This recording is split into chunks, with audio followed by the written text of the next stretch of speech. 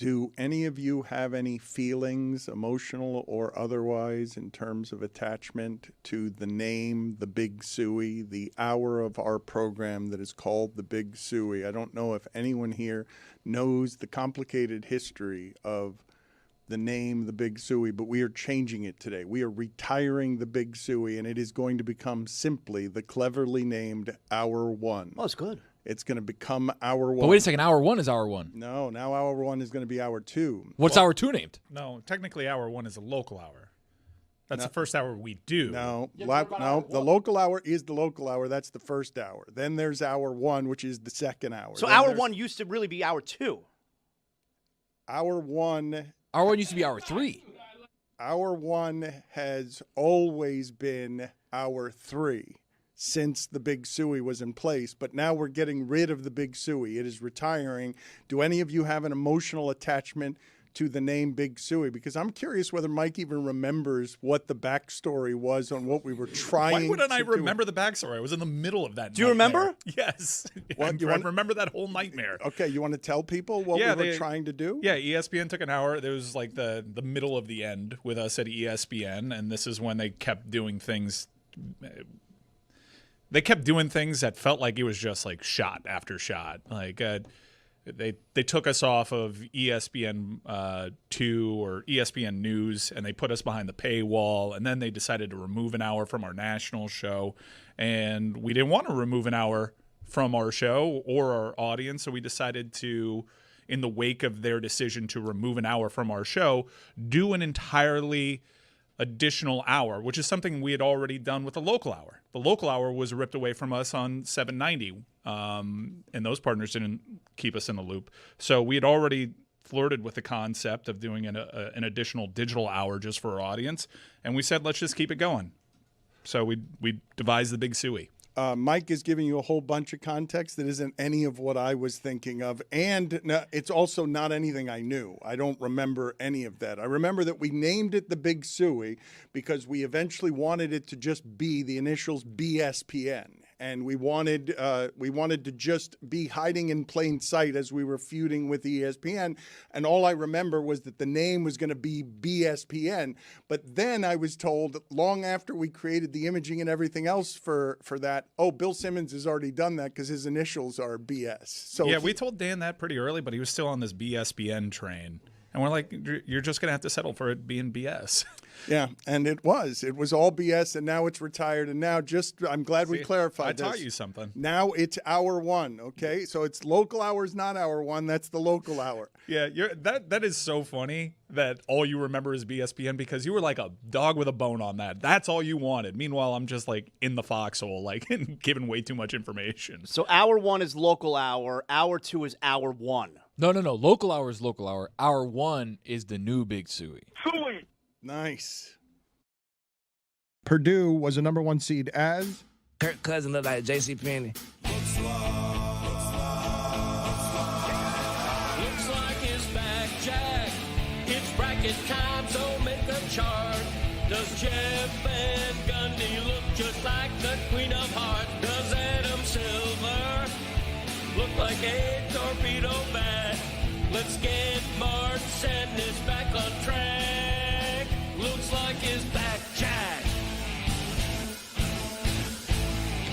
When the donuts are in front of you, does Andy Reid say, don't mind if I do? Adam Silver looks like a Q-tip thing, or frying a bag of onion rings. When Timmy laughs until he has, that's how you know that looks like his back, Jack. Let me hear you say, looks like his back, Jack. Let's keep on doing it every year. So Advert says, Mr. Bond, welcome to Tangier. Jeff Fisher looks like shotgunning beers at a NASCAR track. If you say this game's the best, I'll say it's a gag. Looks like his back, Jack. Northwestern is gone from the tournament. Jim Harbaugh looks like a casket salesman. Fairleigh Dickinson, 16 seed, rep by Mike McDaniel looked like a college student on a full-ride scholarship for esports. What a run.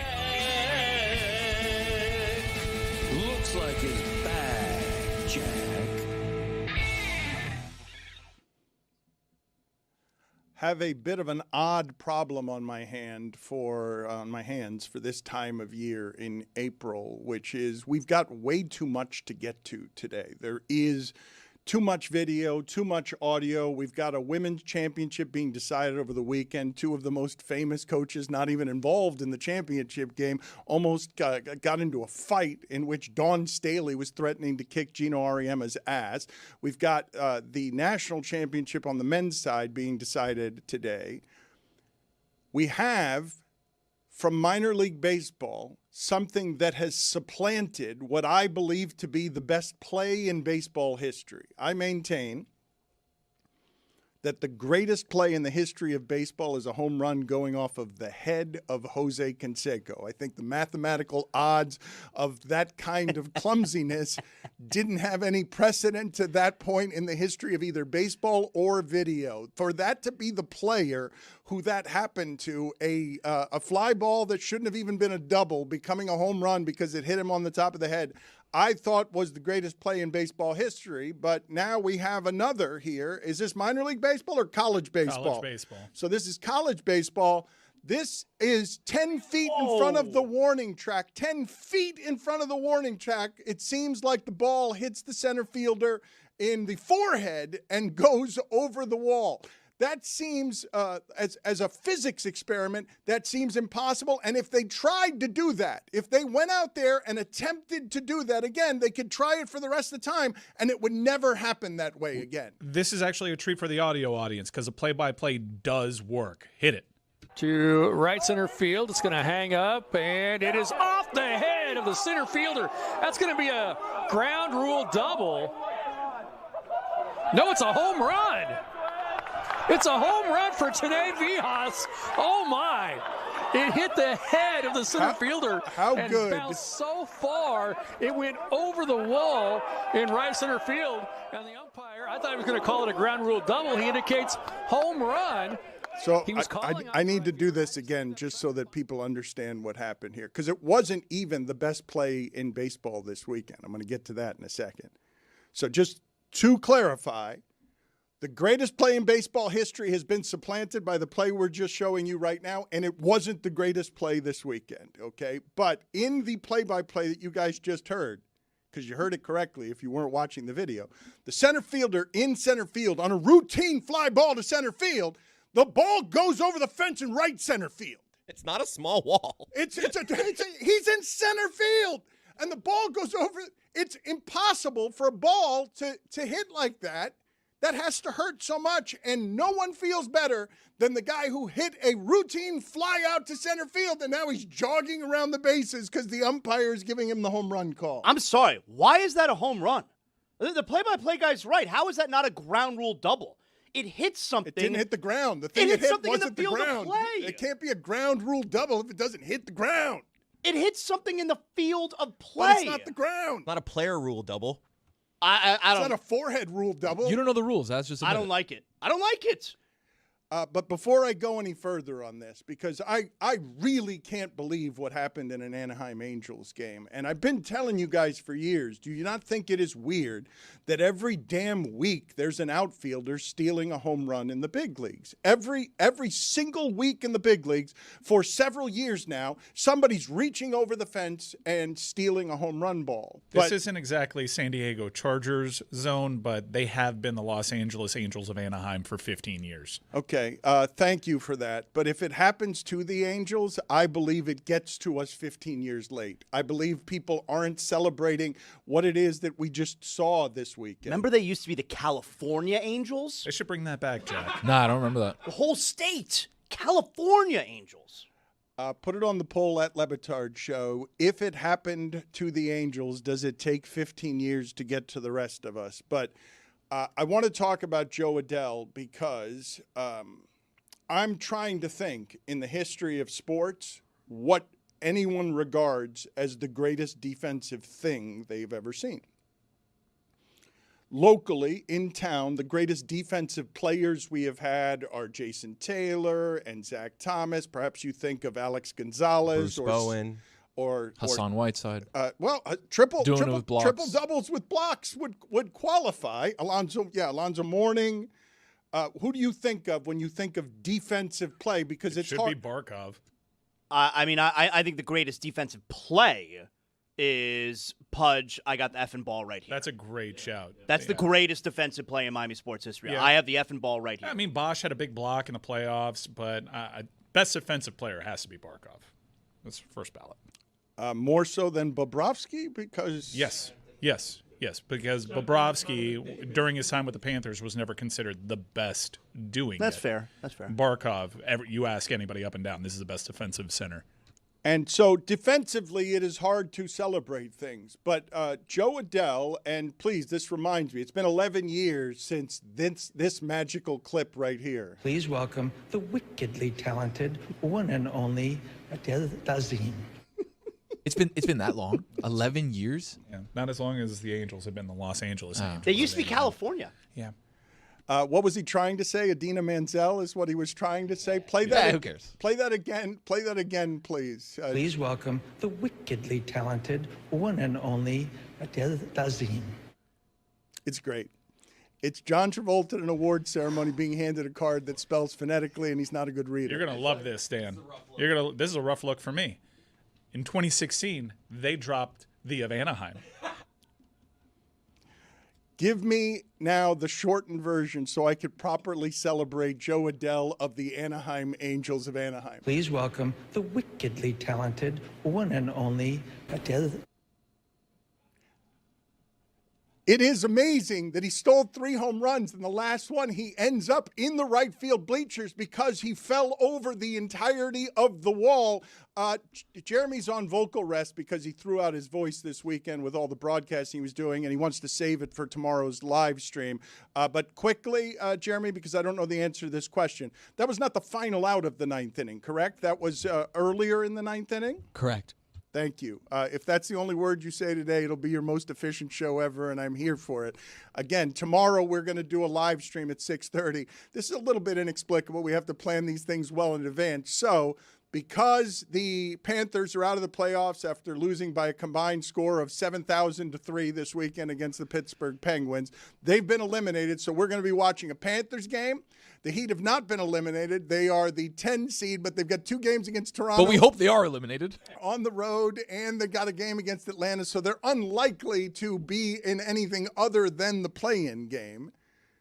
And also, we're going to be watching the first-place Marlins. That's tomorrow at 6:30 p.m., and we're just going to be doing random shenanigans, watching whatever it is that's going on in sports. But what are you guys expecting from the Heat these last 5 games? If Spo and Bam and all of them are right with, we're better than this, the next 5 games would be a good time to prove it against Atlanta and Toronto. Next 4 games, excuse me. Not against Washington anymore. You got 2 at Toronto, Zaz, and 1 against Atlanta. What are you expecting? Because I'm expecting them to go 1-2 at best in those 3 games. My guess is they'll split the games in Toronto.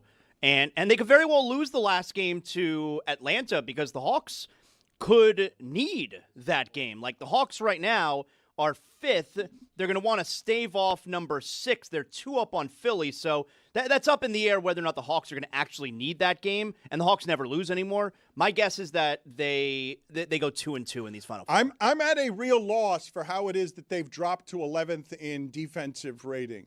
They've been terrible for about 6 weeks, and partially because they're playing good teams, but they're better than this defensively, or they have been for the first 60 games of the season. Then all of a sudden they're not. But I want to play Atlanta announcer Steve Holman. I know you guys did some of this Friday, but I didn't think that we'd have a clip ever that rivaled Steve Holman getting mad at the Heat 20 years ago and saying, the Heat have resorted to thuggery. But I am told that against the Magic, we have Steve Holman, the same announcer 20 years later, still bringing it. Jalen in the lane, get it knocked away, but it goes right to Jonathan Kuminga. Now to Jock, who goes up and got fouled hard. Jock Landale just got knocked down. A terrible, dirty play by the Orlando Magic. This is what they do. They just knocked down Jock Landale and hurt him badly. Oh, my goodness. Somebody should get thrown out of this game. What a dirty, rotten team this Orlando Magic is. Oh, my goodness gracious. Jock Landale got knocked down hard. Dyson Daniels wanted to go over and help him. Pray to God that Jock Landale is not hurt badly, folks. That was a dirty, rotten play by Orlando. I don't care what anybody says or anybody replays on this one. This is a dirty, rotten team. They get down by 30 points, and this is what they do. They are dirty, rotten players, every one of them on that team. Can't take the losing. The Hawks are going to be 4-0 against this team. They whine and complain on everything, and then they go to dirty, rotten tactics. Badazzi has no business even being in the league.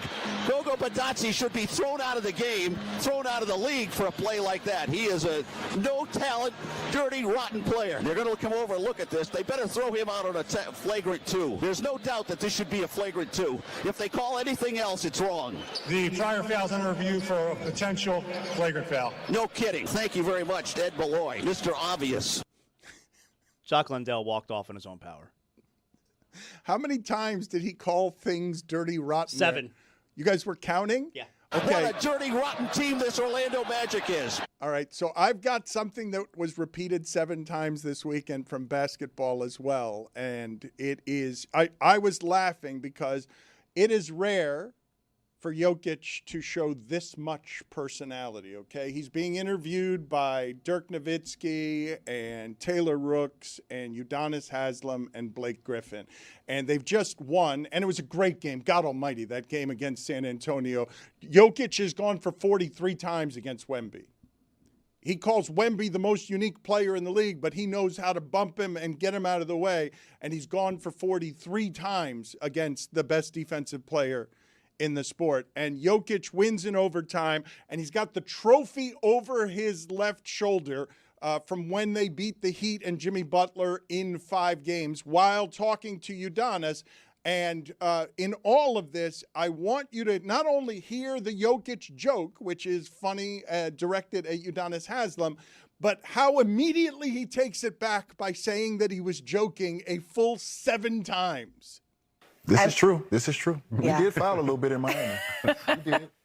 I mean, yeah, you all win. We see the position. Yeah, we see the background. I see it. I see it. I got 3 of them things now. Be careful. Hey, I got 3 of them things now. Be careful, big dog. Not against me. No. I'm joking. Yeah, you're right. I didn't have to guard you. You're right. Big respect. And big respect. 7 I'm joking. 3 big respects. All right, but that is, though, that line, if you can cut up for me, I'd like you to play the whole thing again. But Jokic saying that's a movie poster, not against me. The way that he delivered that with that accent has some Mercenary Assassin in it. This is true. This is true. Yeah. We did foul a little bit in Miami. We did.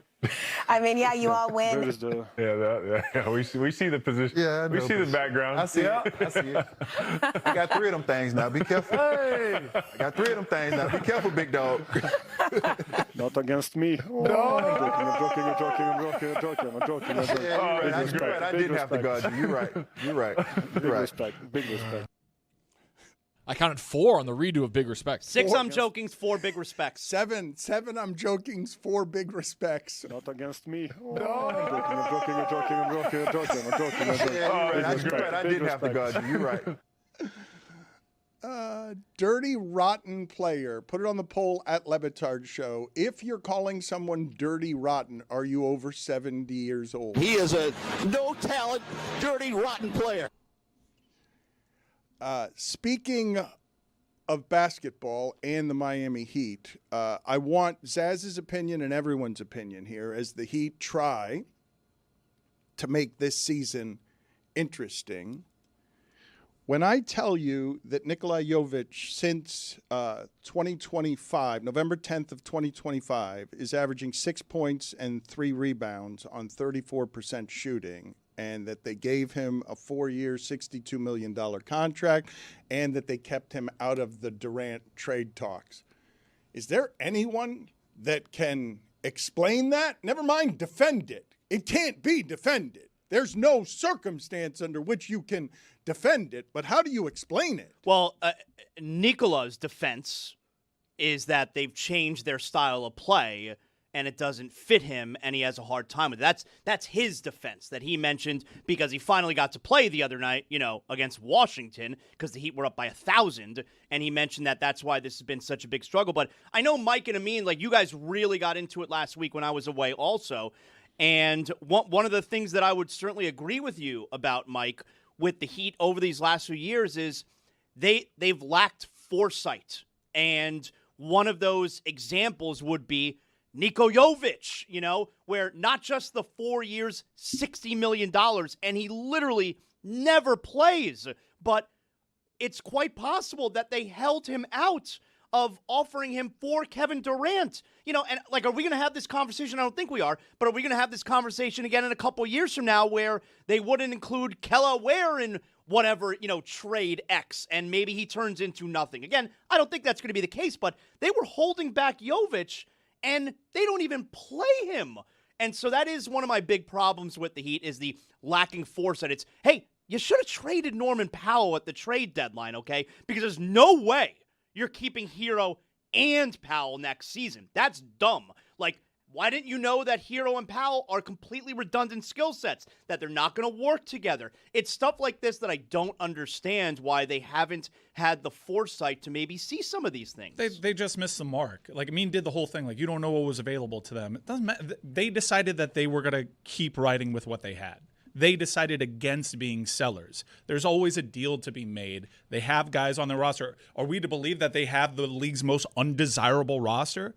Because if there were no deals available to them, it's even more of a failure than we were even hypothesizing. But let's keep it on this one, though. Just on this particular one. Yeah, it's catastrophic. It's a terrible contract now. When we were all kind of nervous about it, but we're like, well, if he progresses the way that their development team thinks, and it's actually not a bad contract. It's a case contract. with Lillard too, right?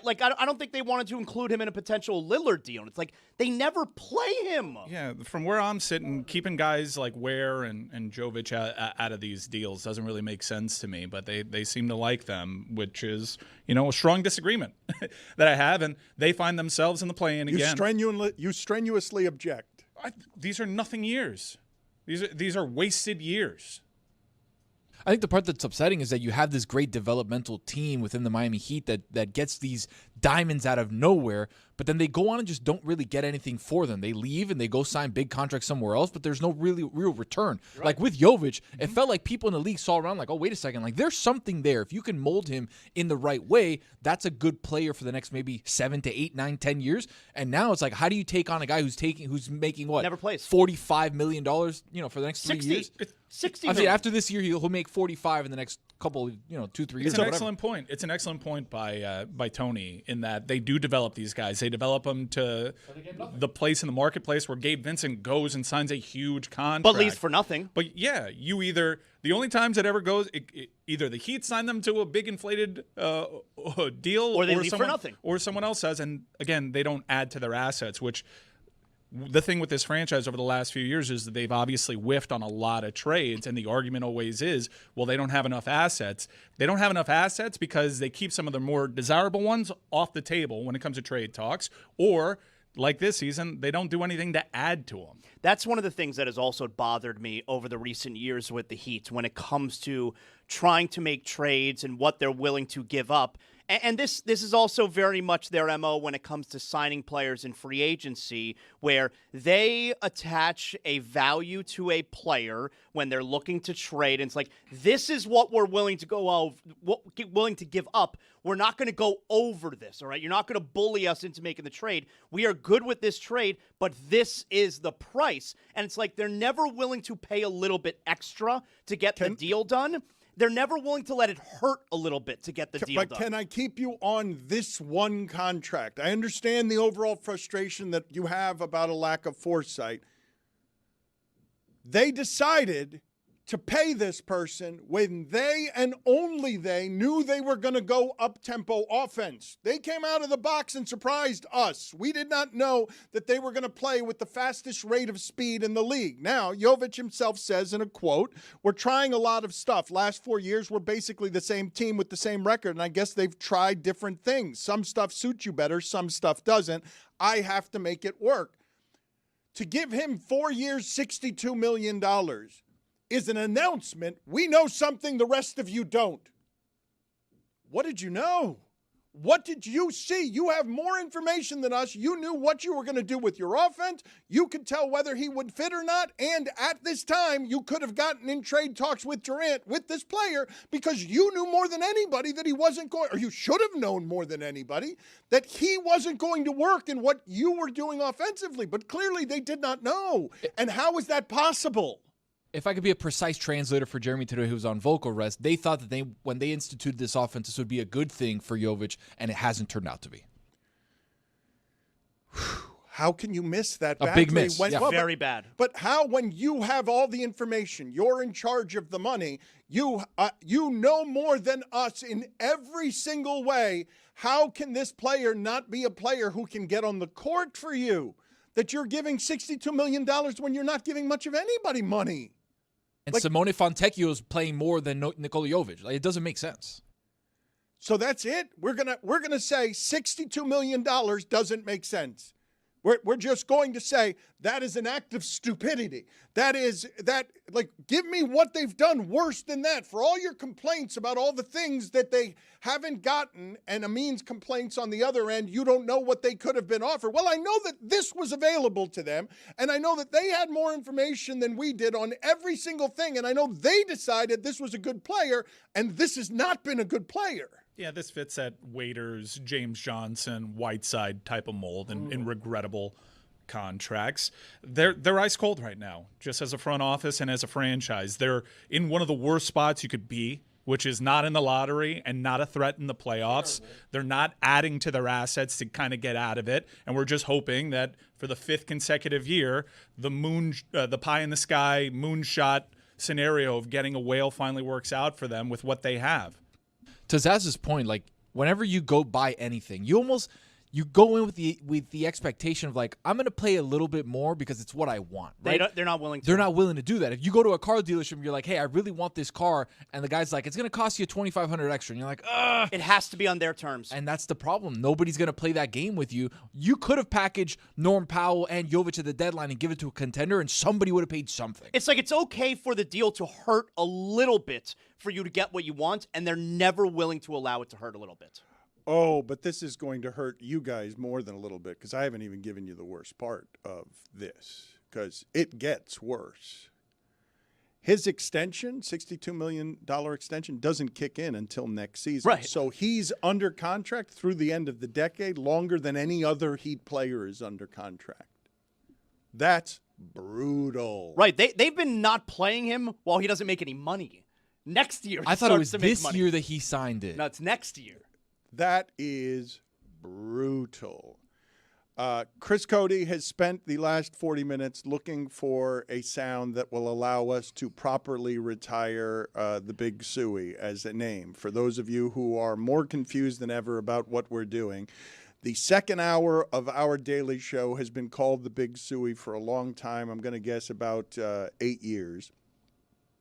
We're now going to change it to simply Hour 1. So it's not Hour 1 because the local hour is the first hour, but it's going to be Local Hour, Hour 1, Hour 2, Hour 3. And for those of you who do not know or don't have any of this history, okay, do you know what the word Suey means and the origins of Suey on this show? Yeah. Okay, you know. Because I'm assuming a lot of people do not know that Luther Campbell of Two Live Crew one time came on here and he was reviewing a Kobe Bryant rap song. Suey! That's what he called it. He just said it's sewage, it's worse than sewage, it's worse than hot garbage. Suey!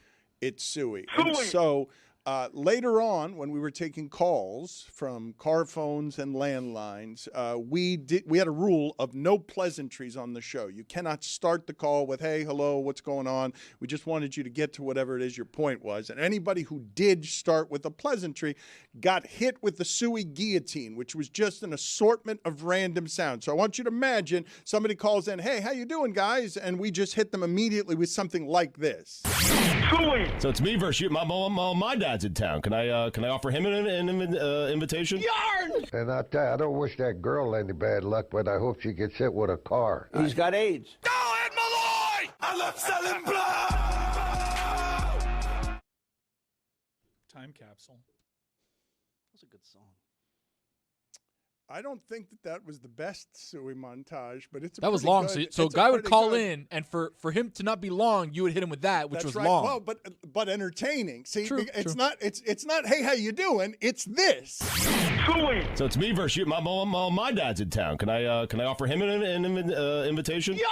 And I tell you, I don't wish that girl any bad luck, but I hope she gets hit with a car. He's got AIDS. I love selling blood. That was Tommy Lasorda.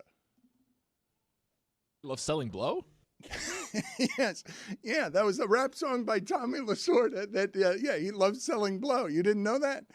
I want to get back to Joe Adele for a second because I just can't believe that this happened. Do any of you find as fascinating as I do? Because it cannot be covered enough. It cannot be to me, it could not be a sports story that gets covered by the mainstream media sufficiently to say that in a single game, a guy reached a shutout.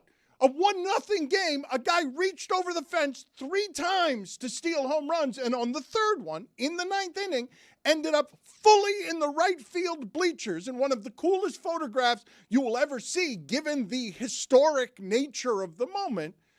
And I'm willing to say it's the best defensive thing I've ever seen at a sporting event. I just can't imagine the mathematical odds against being able to steal 3 home runs in a single game. And I don't know, like, all of them were clean, all of them were great, all of them were him reaching over the fence, and the last of them was the best of them and the most important of them. There are a few things that make all of it so cool. Like when you're growing up and you're playing baseball, we all would fantasize about stealing a home run. It's one of the coolest things you could possibly do. Not only did he do it 3 times in a game, all 3 of them were legit robbing home runs. Like Aaron Judge, I think on Saturday, took away, a home run from one of the Marlins hitters, but not really. Like, he just kind of stuck his arm up, and, I don't even know if it would have cleared the wall. Well, he's also a giant. So okay. It's He's also massive with, a 9-foot, 8 wingspan. But all of these would have been home runs, and, of course, it was a 1-0 game. Now, I don't want to be this guy, Dan, all right? Uh-oh. But the third one, which is the coolest one. Don't do this. I've heard this. And it's Don't on do the this. short porch in right field, and he falls into the crowd. Don't do this, Dad. Let him cook. How is that a home run? The ball is Not a in home the run. stands. The ball's in the stands. How is it not a home run? He catches it, but he's in the crowd. You're telling me you could just run into the stands 10 rows up, catch a ball? Oh, no, it's out. It's not a home run because I caught it. He's in the crowd. How is that a home run? Not a home run. I'm just saying. The ball's in the crowd. Do you have eyes? Because Yeah, I have eyes. he jumps from the field of play, out of the field of play, while the ball is still in the air, catches And it. everyone lands in home run territory. So he should have taken it out of his glove, thrown it back into the field of play, and just made it a double. If a ball lands in the crowd over the wall. It didn't land. It didn't land in the He crowd. caught it. Of course it did. No, the player. They all landed. landed. No, it No, didn't. no, It the In his ball glove. stayed landed in his glove. But he is in the crowd. But he jumped out. He hasn't landed yet, right? What you're not understanding is that he jumps, The out catches is it made in the as air. soon as the ball goes in his glove. Out. Exactly. He hasn't landed yet, right? So if he lands and then catches it, yeah, it's a home I run. think the part you're not understanding, Zaz, is that for it to be a home run, it has to hit beyond play. The ball has to land somewhere beyond the fence. It can hit if it hits over the fence and falls behind the fence, or even hit. There are times, right? There are markings in the big leagues that something could hit a facade, end up back on the field, but because it's gone over the fence, it's a home run. But the place it hits beyond the fence can't be a glove. Right. Like, But it can be anything but a glove. If it hits anything but I suppose he could catch it in his hat as well. He could. Bare hand, too. Well, we saw that in a league of their own. What if he jumps over the fence and then Establishes himself over the That's what fence. I'm saying. You can't establish yourself. No, it then has to be in the air. Then he would have to jump up into the air. Once you establish yourself over the fence, then you leap into the air as long as your feet are That's not on the crazy. ground when you catch No it. way. No, leap no, that's back not true. That's not into true. right field. That maybe. He hops over the fence, builds up momentum, and runs, leaps, lands in the field of play. You have to bring the ball back into the field of play. That's robbing a home run. That ball is over the fence. What if he stands on top of the fence and catches the ball That's like an in out. Major That's, League 2? Roy, that's clearly an out. That was Major League 2. I'm pretty sure I'd have to look this up. I'm going to try and look it up during the break. I'm pretty sure in a Japanese baseball game one time, there is a famous video clip of a guy standing on top of the wall. Dan, again, and that's Major catching League the ball. 2. No, I know. It's a Japanese player. No, It was in Cleveland. No, guys. They traded Parkman for him. Yeah. Marbles. He had the audacity to challenge Serrano, and nobody did that. That was before the life insurance commercials. That's when Serrano was menacing. He named Wild Thing's pitch the Are you in master. good hands? I am not confusing. He had good hands. I am not confusing the Japanese player in Major League 2 with a real home run in Japanese baseball. But maybe. It also, no, not maybe. There is a chance, and you're like low-key afraid of it. No, You're sweating. I'm gonna no. We can't trust our memories, Dan. Do you know that? Did you know that? This could be a Mandela effect. I'm telling you that before I saw it in Major League 2, I had seen it in Japanese baseball, but I'm going to look it up during the break to prove myself to you guys. Now, you may remember, you may not remember, that last year during the first half of a Vikings football game, speaking of defensive things, Isaiah Rodgers had both like a 66-yard fumble return touchdown and like an 87-yard pick six in the first half of a game against the Bengals. And when that happened, I'm like, that's probably one of the best defensive halves anybody's ever had.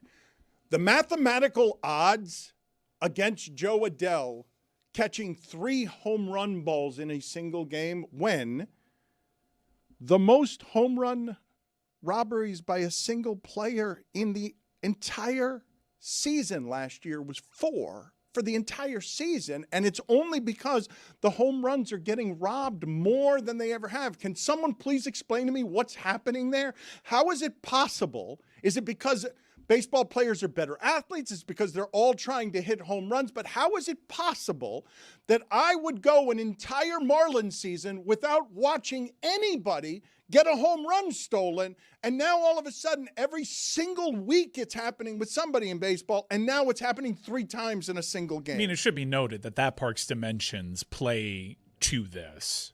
What was that?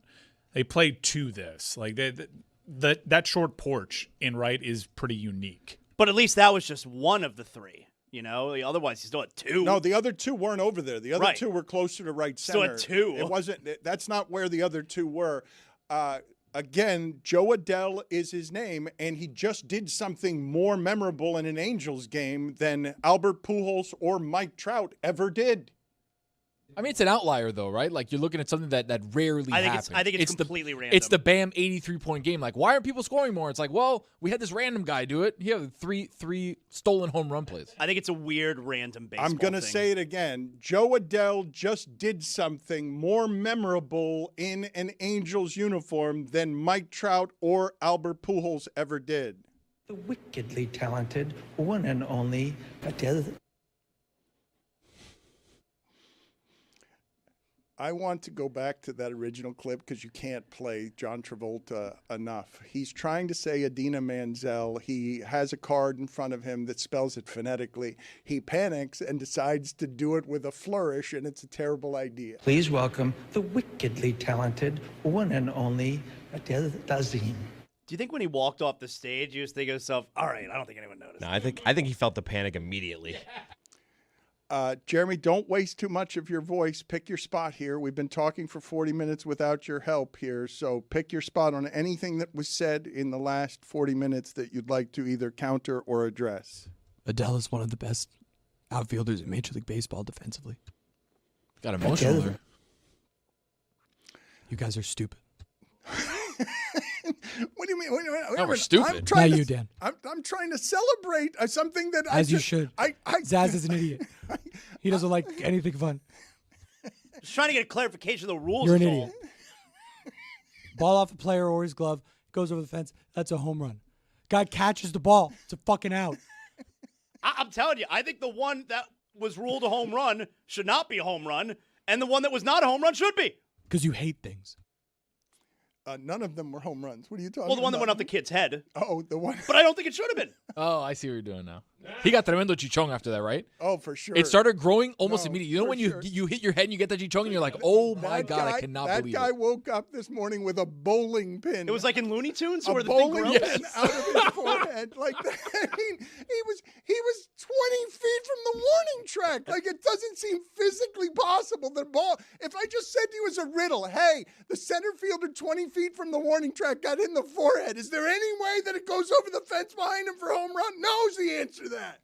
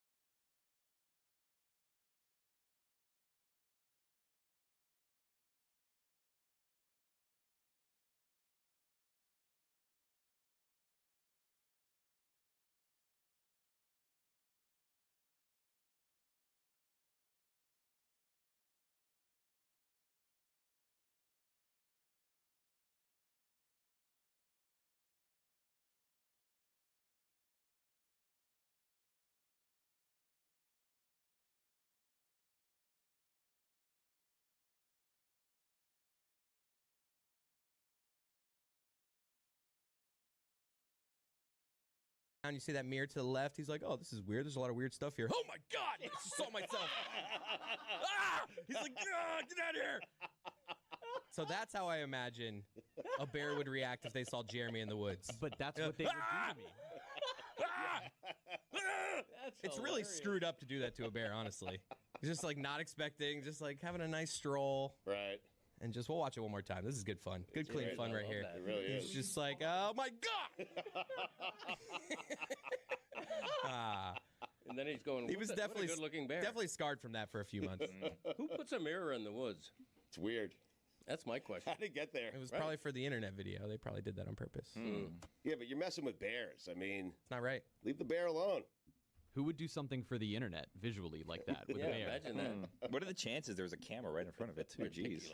Small world. Greg, it was interesting. A bunch of people agreed. Now, you had a weekend where the Eagles lost, the Niners lost, so no more undefeated teams. 72 Dolphins could celebrate. But a lot of people saying the Dolphins were the best team in the NFL through 6 weeks. And so I know you're impressed with the offense. Hawk was in here yesterday, Andrew Hawkins, Tomahawk Podcast.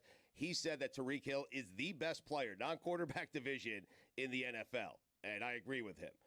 The Dolphins are overwhelming. I'm not certain they're not the best team in the NFL right now, Greg. I think they are at this minute. They're an underdog in Philadelphia, but only by 2.5 points, which is very interesting.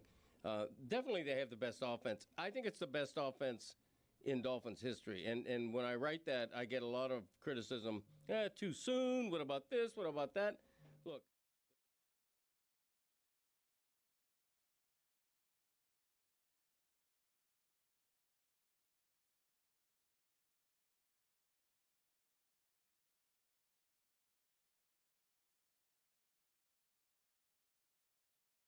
Hour one of the Dan Le Batard Show is presented by DraftKings.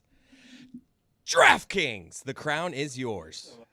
Again, I will remind you that we're going to be popping up more and more at odd hours, just doing shows for you that are tied to something in sports. And the next one of these that we're going to do is tomorrow night, beginning at 6:30 p.m., where we watch the last of the Panthers season together. The two-time defending champions deserve a better burial than Keith Kachuk calling them soft and them losing 9-4 and 5-2 at Pittsburgh to be eliminated from the playoffs. So we will celebrate the Panthers tomorrow night. I don't think there's any dishonor in getting a bunch of injuries and your best player gets injured, and then all of a sudden the conference is very good, and so you're merely a 500 team trying to get Barkov back, and you can't get the season to Barkov, so he decides to not come back at all. Or I suspect that if they'd made a playoff run, he might have tried to do something, but we'll watch Heat at Raptors. I'm not optimistic with that. The Raptors aren't very good. They're actually the same team. Both the Heat and the Raptors are the same team. They got the same point differential. The difference between them is that Miami lost a game at home to Utah that Utah was trying to dump, but they've got to play both games in Canada, and so I'm not expecting anything from the Miami Heat. And that's at 6:30 tomorrow, 305 Equinox, presented by Never Miss Your Shot Golf. Thank you. And then also the first place Marlins, who are hitting and then beat the Yankees, fended off the Yankees to win 1 of 3 in New York yesterday. But the video team has found what I was looking for. I was not accidentally racist. I was not confusing a Japanese player who caught a home run ball from Major League Two with this play. Major League Two was stealing this play, and I'm sorry, audio audience. I suggest going to YouTube so that you could see. Submariner, yeah. Drive to left field.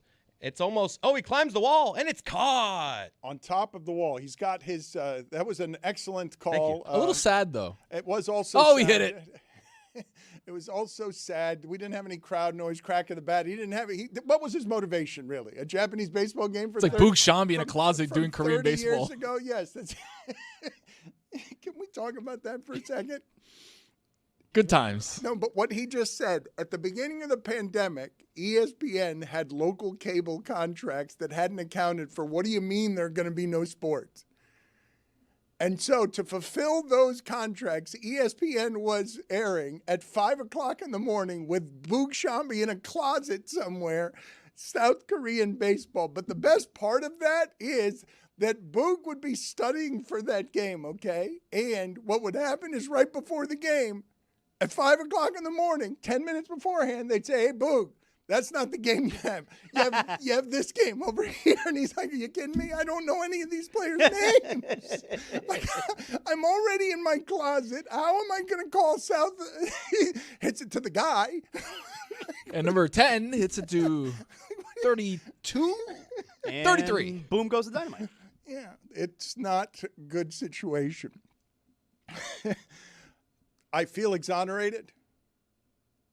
You guys were desperate to accuse me of conflating Major League Two and a Japanese left fielder with a play I had seen in Japanese baseball. It was insulting to me. It was demeaning. It underestimates me. I'm offended that our show would believe that I would think. You can't act like you've been there before if you've never been there before. Guy gets one thing right, taking a victory lap. It's just offensive that my team believes that I just grab random things from the movies. We're all as surprised as you are. And make them my own. Like, do you remember during that Anaheim Angels game with Gwyneth Paltrow's head was in a box?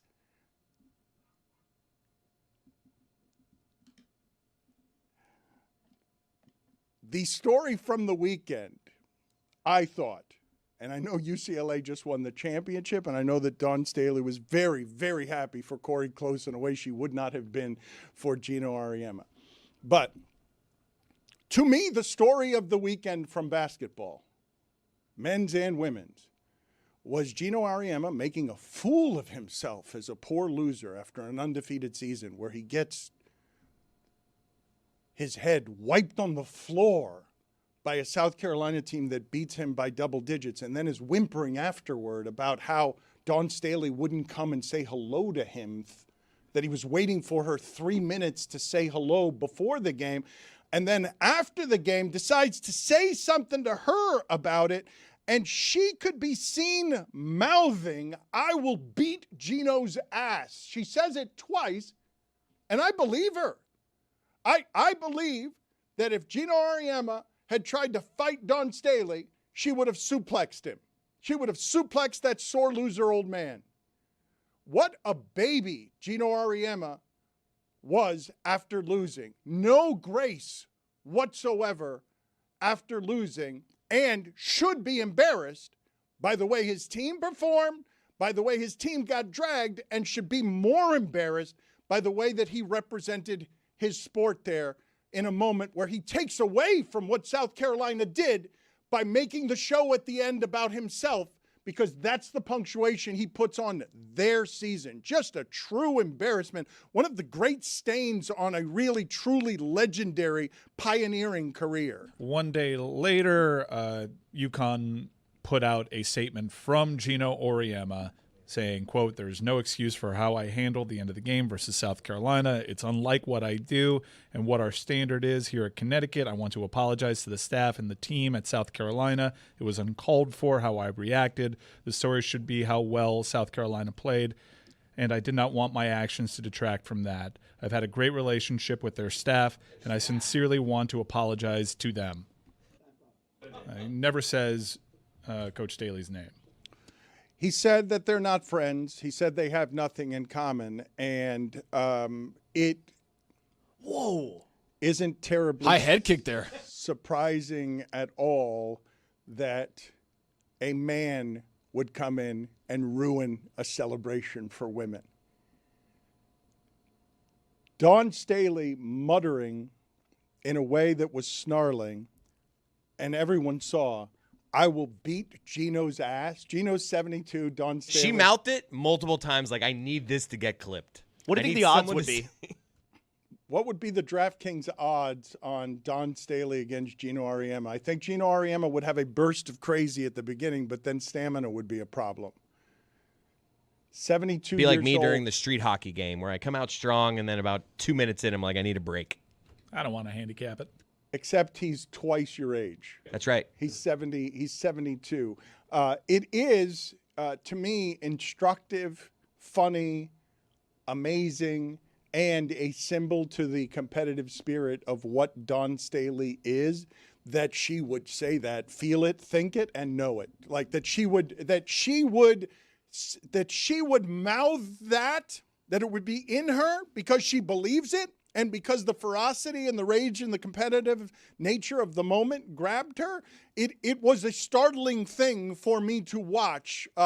Basically, her have inside her the kind of rage that would want to fight an old man.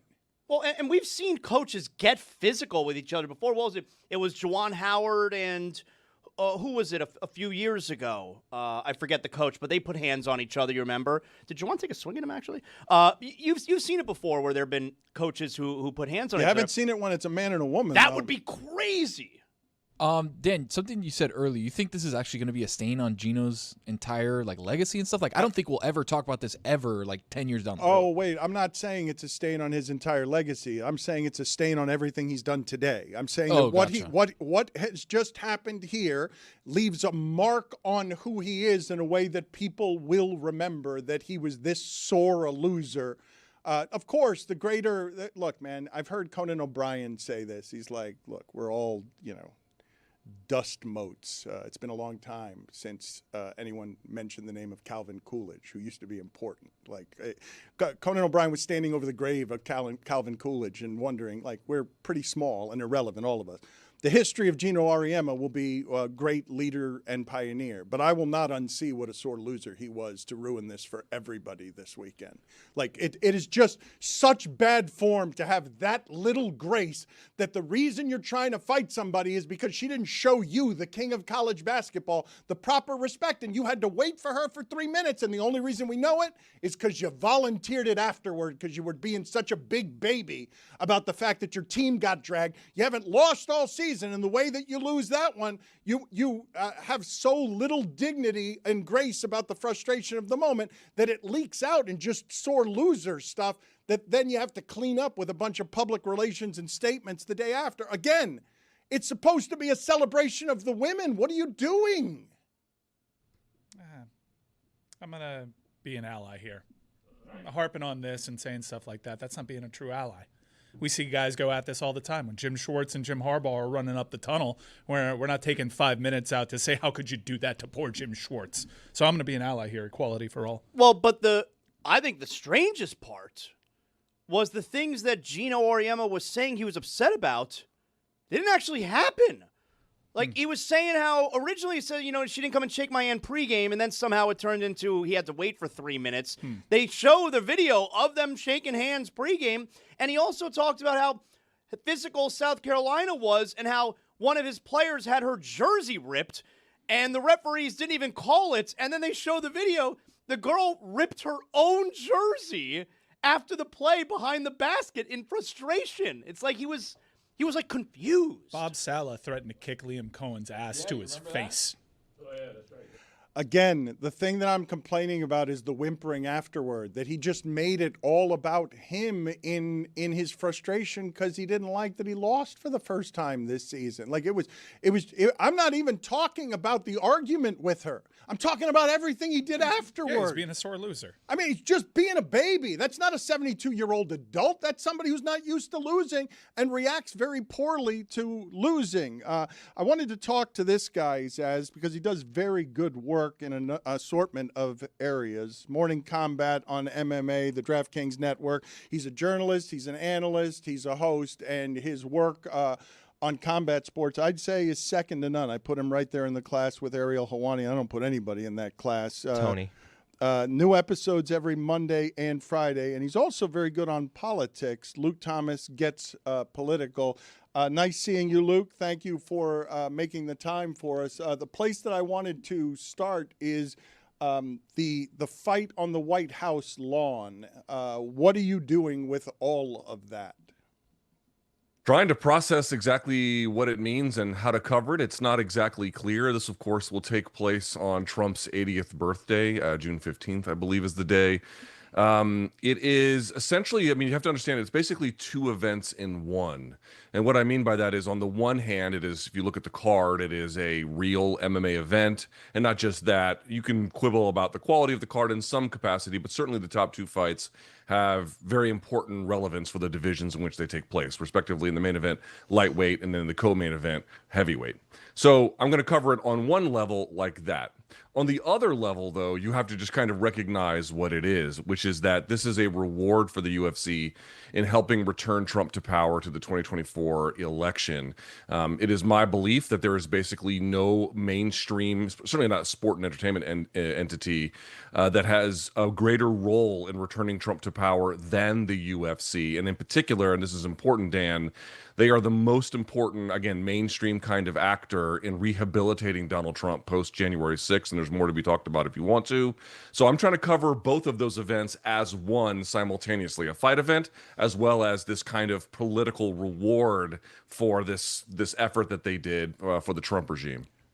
It's called UFC Freedom 250. As you mentioned, it's going to be Trump's birthday. What are you expecting in terms of the galling fusion of things that are going to bother you as someone who is a journalist who tries to be fair and objective about the way you cover sports, but you also see America melting down in the hands of somebody who ought to be in a nursing home? Yeah.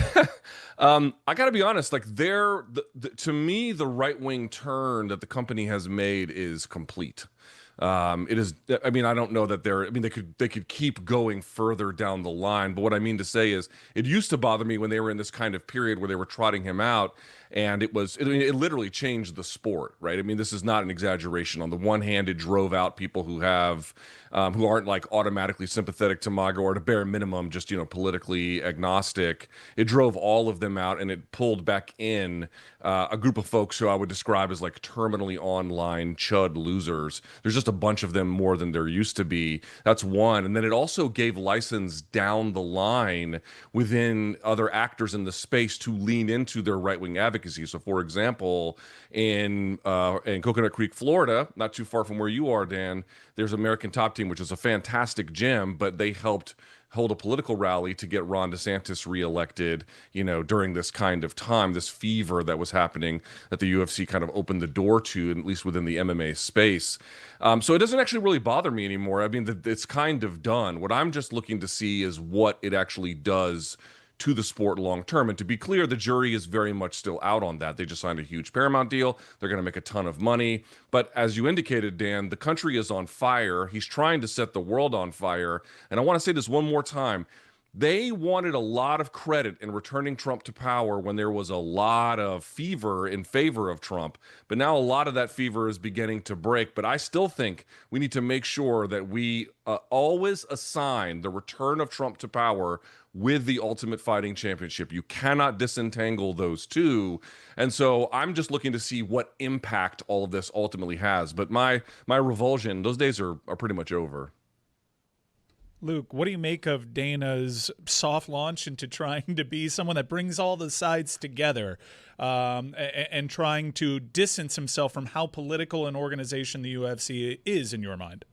Yeah, I find this to be, manifestly absurd. People have tried to make the argument to me, for example, that Dana himself is not super political, that this is more, just sort of playing the levels of what it means to be a big company trying to navigate, the world of, whatever your needs might be in terms of interfacing with government or powerful actors. And there's something to be said for that, surely, right? I don't think that he's some kind of Matt Walsh character or something, but it doesn't really matter.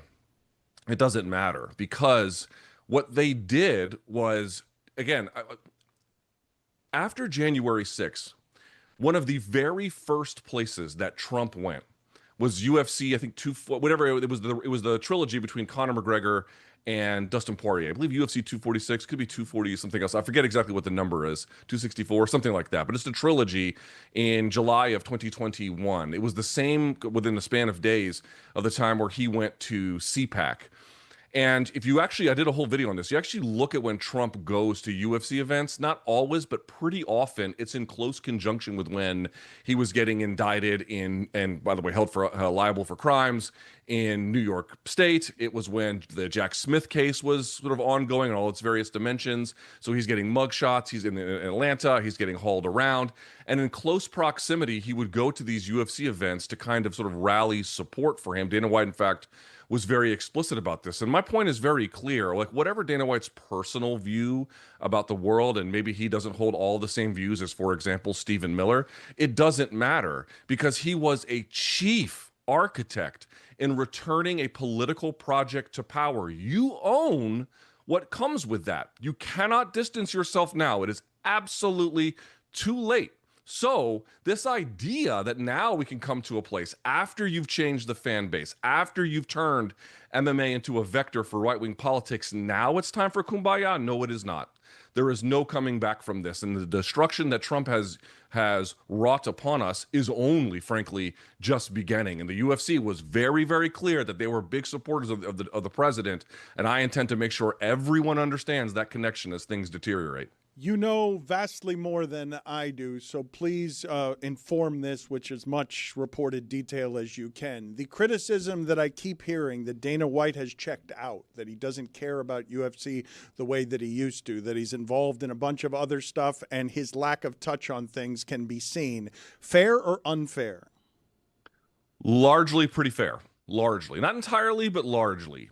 And for some reason, that's actually not really controversial or has any kind of partisan valence. Part of it is that they want him to remain in place because he is obviously the UFC's most promoted star, if you think about it, and the fan base knows him. And again, you can make a lot of criticisms about Dana, but one thing you absolutely cannot deny is that to his bones, he's a fight fan.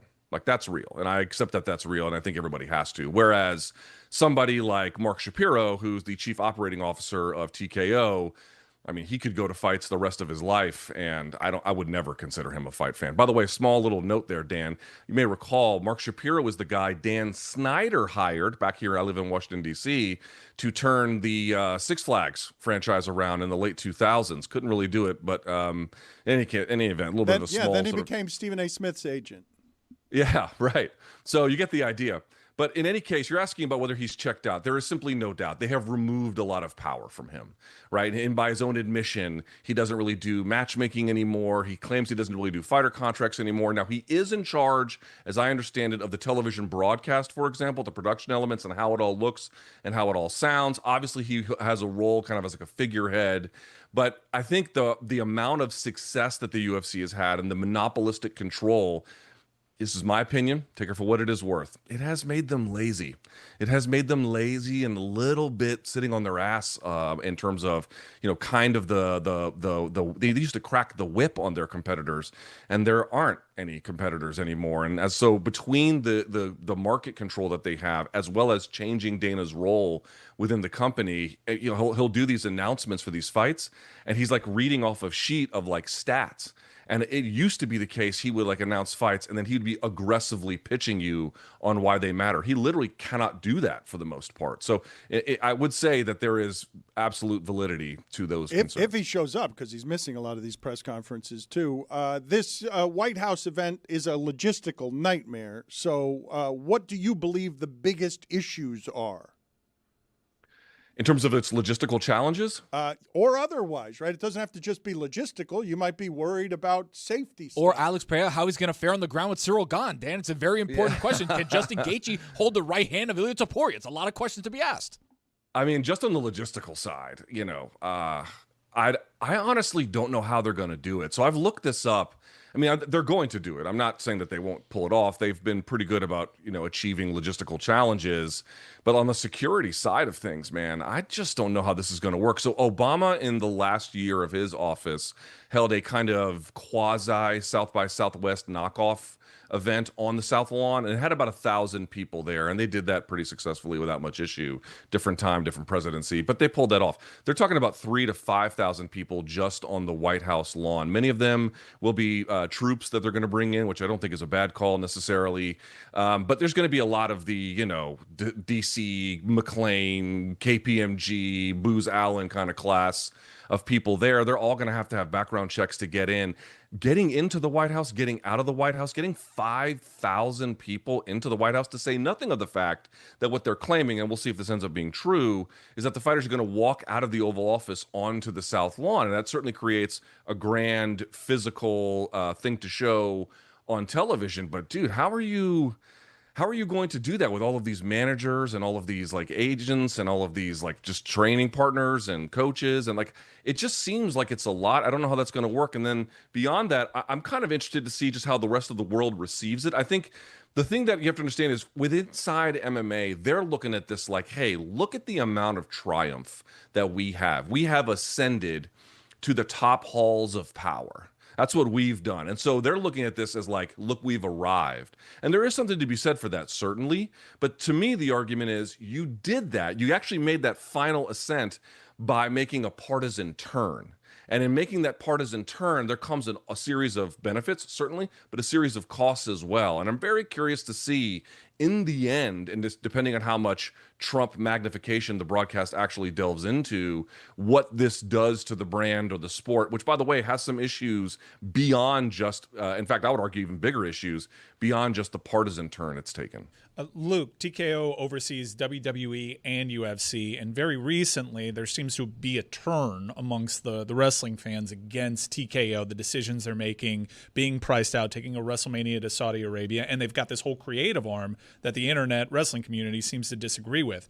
In the UFC sector of things, are there fans that are directing their ire towards TKO? Is there a clear line of demarcation the way that there is with wrestling fans? Yes, but maybe not quite as explicit. I mean, what I'm noticing more, at least right now, and I think this will change, but certainly right now, what you're seeing from MMA fans is they're looking for a scapegoat of some kind. So, for example, like the guy that does what Dana maybe once used to do, his name is Hunter Campbell. And he's the one that does most of, not the matchmaking per se, but, fighter negotiations. And you'll see him at events. He has glasses and, anyway, he's kind of there all the Mustachioed time. man. Yes, he has mustachio. Yes, or mustache, whatever the proper term exactly would be. Forgive me, I forgot the nature of the question. Can you repeat it one more time? Like, well, I've gone off on you a were tangent. holding him up as an example of like Oh, where TKO. Yes, was yes, influencing yes. things. Get it So- together. Get it together, Luke. You got distracted Sorry. by you Tony, got Tony, distracted by Tony the fault. mustachio. Tony fault. Me? Good job, Tony. I apologize. And so that's one. The other one is because the fights, not so much the last 2 weeks, but in general, they've been very lackluster. Recently, you're seeing people be like, oh, it's the Paramount era, which doesn't make any sense because most of these issues are long-standing before. You are seeing some people connect the dots to what is basically the extraction economy that TKO is trying to do, where they take from the talent and they extract value from the fan base. They have a monopolistic control over the industry, and so everyone just kind of suffers except for them. You are seeing some dots connected, but I don't think it's to the same degree that you do from wrestling fans who clearly pinpoint the corporate overlords in a way that MMA fans are still kind of pointing at the people that are more accessibly in their orbit rather than these sort of like, not fictional per se, but who is Mark Shapiro to the average MMA fan? I mean, they don't even know who he is in large part, nor should they necessarily. But it seems like with WWE, the fans are much more in tune with how the product changes as a result of like basically private equity. I urge you to listen and watch Morning Combat on the DraftKings Network, wherever you get your podcasts, and on YouTube at Morning Combat. And also watch, listen, and subscribe to Luke Thomas Gets Political. Getting political on the way out here on Easter Sunday. I really do believe that we need to take the keys from Grandpa and put him in a home. What he is doing is dangerous to our country. And on Easter, he writes this on Truth Social. Tuesday will be Power Plant Day and Bridge Day, all wrapped in one in Iran. There will be nothing like it. Open the effing straight, you crazy bastards, or you'll be living in hell. Just watch. Praise be to Allah. There are a number of things about this that are troublesome, up to and including that our president is out here just threatening war crimes. Like, what the hell, Luke? We are in trouble. We are in trouble. We are in deep, deep trouble. We are entering a phase of the rest of the world decoupling from the financial and security apparatus that has secured parts of American prosperity for generations. And the way in which this is going to come undone, and the way in which it is going to be both messy, ugly, and probably very, very bad, even for the average American, I don't think they've even wrapped their head around. I mean, for example, just in terms of closing the Strait of Hormuz, the oil reserves that are already in motion to get to the country are basically the last versions of those arrive April 15th. If you think your prices at the pump are high now, just wait. And to say nothing, by the way, of the role that MMA played, specifically in the podcast circuits or the MMA adjacent world, that Rogan sphere, and returning Trump to power is kind of also an important point that should not be lost on other people. But like, I just want to be clear, I'm 46 years old. I've never seen the world through American power as destabilized as I do now. It is very obvious that our trading partners and our friends to the north can no longer trust us. It is obvious that our friends and trading partners in Europe can no longer trust us. We made a bet with the GCC countries that they could do loose tax laws, and they could have this kind of, no street crime society, but we had to provide security for them. We cannot. And I want to say something else. This is very important. I watched 9/11 happen in my dorm room my senior year in college. And if there is one thing that I learned as a result of all of that, is that when you have incompetent people in positions of power, it's not just that they make bad decisions that don't yield fruitful results. It is that they are dangers to the world. They are dangers to society. They are dangers and threats to everybody else. We are surrounded with leadership that is grossly incompetent, way in over their heads, simply unable to understand the enemy that they have in Iran, unable to plan ahead because they don't understand their actions. They don't understand, by the way, with this whole immigration satanic panic, which is what I call it. I'm the husband and the child of an immigrant. Like, none of that is based in the reality and the truth about immigration. They are Don Quixote attacking windmills, the phony problems that don't even exist, meanwhile exacerbating the kinds of existing problems or creating new ones because they simply do not know what they are doing. I don't have any great or encouraging words for your audience other than buckle up, because the ride is only just beginning. Speaking of danger, talk about danger in the heavyweight division. Alex Pereira moving up for just completely crazy 3-time belt champion in 3 different weight classes. What did you just say? Woof. What did you just say? Tap out. What did you just say? I mean, I would love for Luke to answer the question. I think it's interesting. What he's talking about is the co-main event of this White House card. And as I mentioned, there's some griping about the card, but the main and the co-main have some real value. In particular to me, the fight he's talking about is the best one on that card. So what they've got is this guy named Alex Pereira, okay? He was a very, very, very accomplished kickboxer who kind of came to MMA late. And if you know the history of MMA, kickboxers have sometimes done really well, but in general, the wrestlers tend to do better. And he started out at middleweight, had this insane rivalry with Israel Adesanya, who was, on again, off again champ at that time. Then he moves up to 205 pounds, becomes a multi-time champ there. And now he dropped that belt to go up to heavyweight to do something that literally no one in the history of the UFC has ever done, which is claim a title in a 3rd weight class. It's literally never been done, in large part because you can't even get the opportunity to do it. Now, the only catch here is it's for an interim title. It doesn't actually confer full status. That is currently owned by Tom Aspinall, who has been out with an eye injury for some time. Nevertheless, it would represent a historical achievement within the sport. And I would say this, Alex Pereira is the guy who headlined UFC 300. He's been like the MVP of this company, him and Ilya Topuria, but more so Poatan. And just in terms of like delivering big action on big stages, high stakes, he's the guy of basically the last few years, even maybe longer than that. And so real history on the line at UFC White House. This is what I mean. It's both one of these kinds of events as well as something else. I don't know your history, how you ended up in the Marines. When you were in your dorm room, had you already decided to become a Marine? Yeah. So the way that worked was I actually I joined when I was 17, still in high school. And the way it worked was I graduated high school on a Friday, and then I went to boot camp on a Monday. And I missed the first week of college because I went to William & Mary at that time. And because the Marine Corps boot camp is 13 weeks. And I went to an artillery unit. Truly, I say this, Dan, with total, I don't know how else to say this. There's been a few things in my life that were really unlucky, but there's been a couple of things in my life that were insanely lucky. And what I mean is the unit that I went to was Hotel Battery 314, 4th Marine Division. This was just south of Richmond, Virginia. And the reason why this is relevant is because it was an artillery unit. Well, artillery at that time, we're talking late 90s, early 2000s, was being in the Marine Corps somewhat phased out. Now, they changed a little bit of this when ISIS came back to power because they had to shell them. But the point I'm trying to make is when 9/11 happened and then we invaded Afghanistan and then ultimately Iraq, they didn't have use for us. They had very little artillery that they needed because they were going, house to house quite literally. And whatever artillery needs that they had could be met by the Army.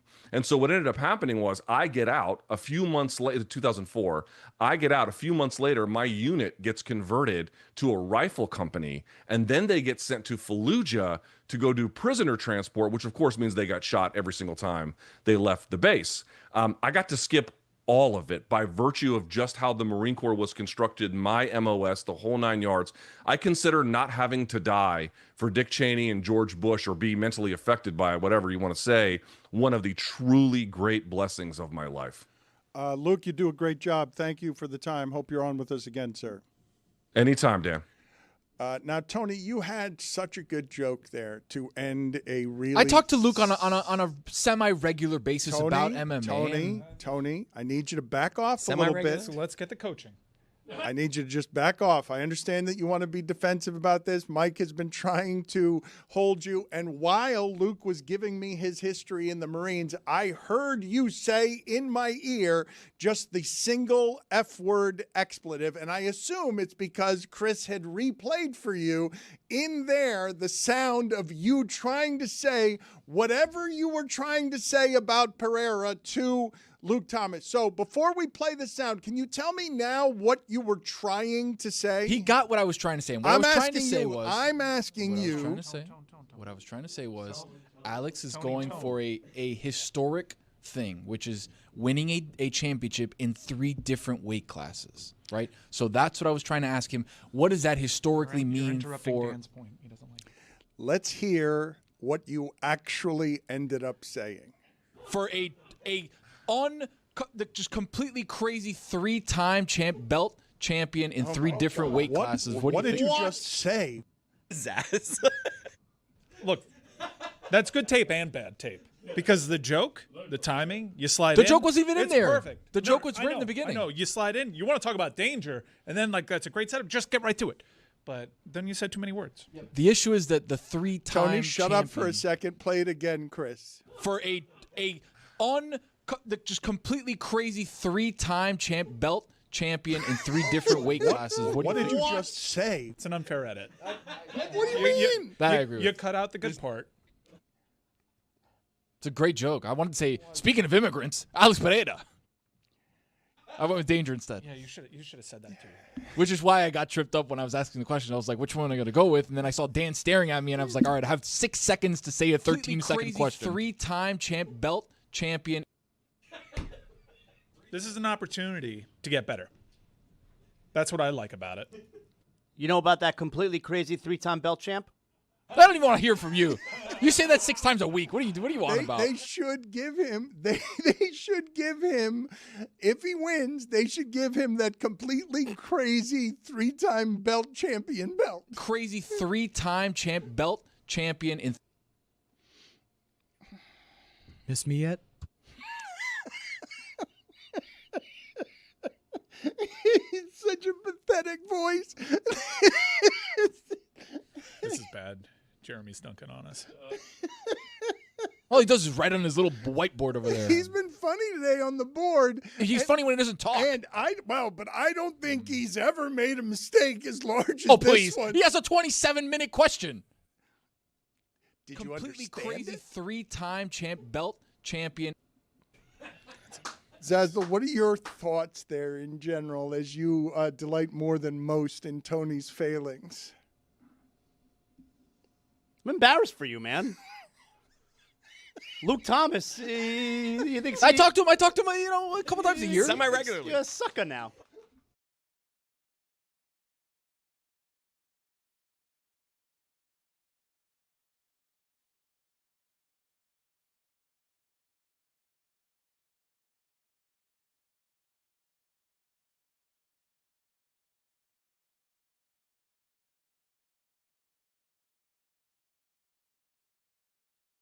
Because they ran the ball better than anybody and barely passed. They were as exciting as ever and broke NFL records with Dan Marino because they passed the ball like nobody else, but they didn't have a great running game. Right. Now they're doing both. They can run the ball like crazy. They lead the league in rushing. Raheem Mostert has 11 touchdowns in 6 games. And Tua is everything they thought he would be when they drafted him number 5 ahead of Herbert. Tua is the favorite in the MVP odds right now. Should be. With great reason. Yep. And I just think this is the most dynamic, well-balanced, inventive, exciting offense I've ever had. Can we end the debate between Herbert and Tua? Yes. Is it officially Yes. over? Wow. Yes. Someone's making a noise. Where's the noise coming from? Not. Tony's not ready. Oh, yeah. Can we see Justin Herbert without Brandon Staley? At that point, maybe with a better coach, I'd be intrigued. We're going to ask that question about Justin Herbert for his whole career, right? We're Yes. just going to keep asking, like, oh, but what if he was with a better coach? Oh, always. He has the most unbelievable weapons, too. Just like now, C.J. Stroud and Bryce Young are always going to be compared throughout their career. But Herbert's been in the league, 4 years? And if Staley gets fired and he gets a new coach, it will be his 3rd coach in 5 years. No, it's a shame for him.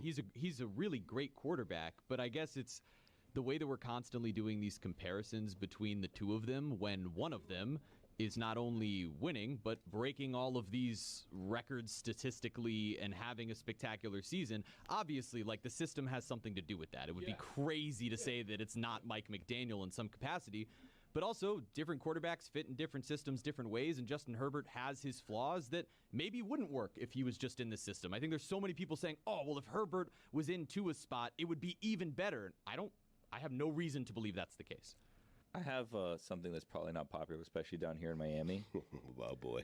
Dolphins offenses have ruined football for me. Like, I can't watch a football game that's not the Dolphins. It's done the exact opposite for me. I just can't. Made football amazing. Like, I'm watching. No, it's great, but I'm saying it's ruined the rest of football for me. Like, I can't watch just a single game that's not the Dolphins. Like, if I tune in, it's the 3rd quarter. It's like, I don't know, 14-9 or something, I can't watch it. I'm The like, this is Patriots boring. option doesn't do it. Well, for I'm you? like, why can't you guys just score? I don't understand. Like, why does it take you so long to score? Why can't you just score in 3 plays in 45 seconds? Like, what's going on They here? spoiled you. I mean, This doesn't make sense to me. I don't get it.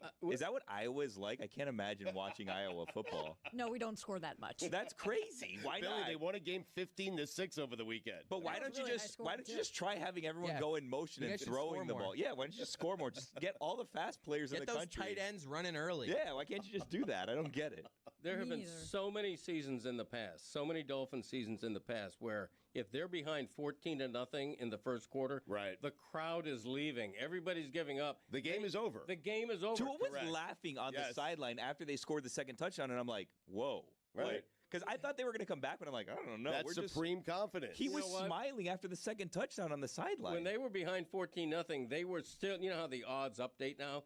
Christopher pointed this out to me. I didn't know it. When they're down 14-0, they're still a minus 200 favorite to win the game. There was no doubt. And it wasn't just because Carolina sucks, which it does. Right. It's because the Dolphins' offense is, until somebody proves otherwise, almost unstoppable. And like 5 years ago, we were watching Jay Cutler throw passes to Devontae Parker. Right. Like that was supposed to be the height of excitement of Yes. the Dolphins offense since Dan Marino. Yeah, amazing. And now it's this. So this is the best offense. That's saying a lot considering Marino, Clayton, Duper, and that offense. And here's some Shakespeare as All right. done by the Dan Le Batard Show with Stugotz. We've stolen the exclamation point officially from Get Up. It's put after the word show. So this is Act 1, Scene 2 of Macbeth. The stage instructions are: a camp near Fours. Alarum within. Enter Duncan, Malcolm, Donalbain, Lennox with attendants, meeting a bleeding sergeant. I don't even know what that means.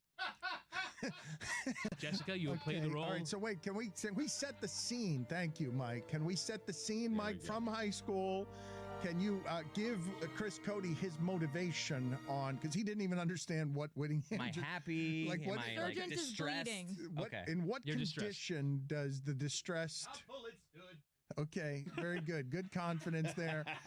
Let's have the music that we need, Shakespearean music, and let's see if we can find our note here.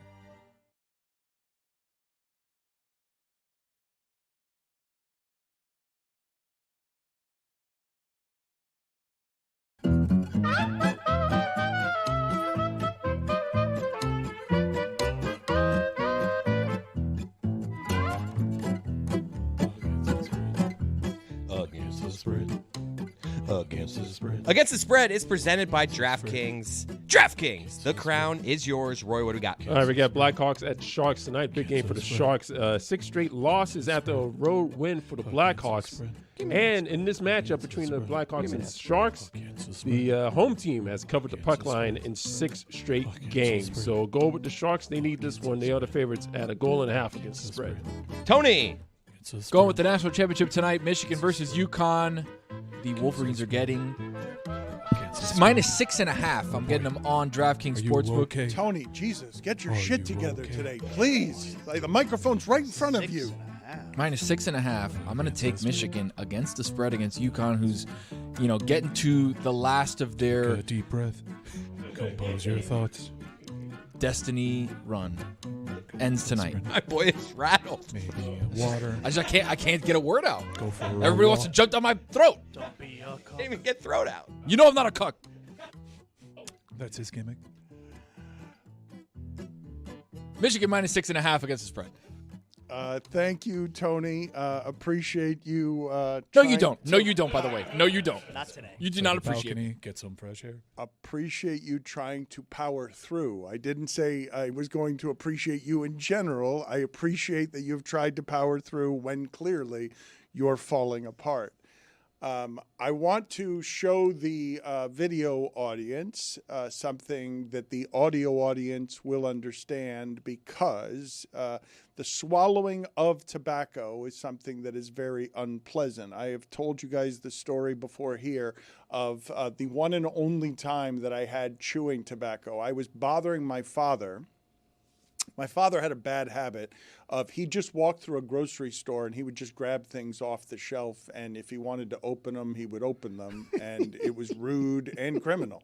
Bad habit. Isn't that just stealing? I mean, if he pays for it, it's not criminal. Well, no, sometimes he would, sometimes he wouldn't. But one of the things that that I was bothering him about for years, because he coached me in Little League Baseball. Why are you rubbing your hands together, Roy? I'm waiting for the joke at the end. The punchline's coming up. Well, okay, the punchline is coming up, but this is a real story and it's a true story, and it's the one and only time that I had chewing tobacco.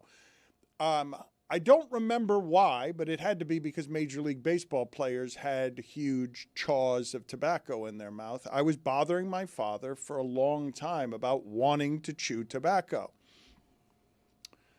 And finally, he gets fed up after years, and while we're walking through a Winn-Dixie, he grabs off the shelf a pouch of tobacco and takes a little bit out of it and sticks it in my mouth, but doesn't explain to me that I can't swallow any of this. Like, doesn't explain to me how it is to do it, and then just takes the packet and puts it back in the shelf, not just committing a crime, but also guilty of terrible parenting. But he was just fed up that I was bothering him, so you can imagine how weird it was for him because I was 46 years old. Yeah!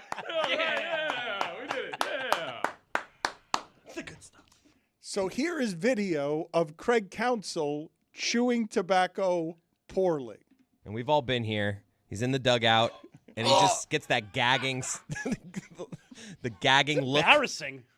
Well, you can see the sickness on his face is afterward. Like, you can see that the nausea hits him fairly immediately. Did he look worse than Tony sounded? I don't think it's possible for He tried the quick grab, like, oh, no one saw that. No anyone one saw to that. look worse than Tony sounded.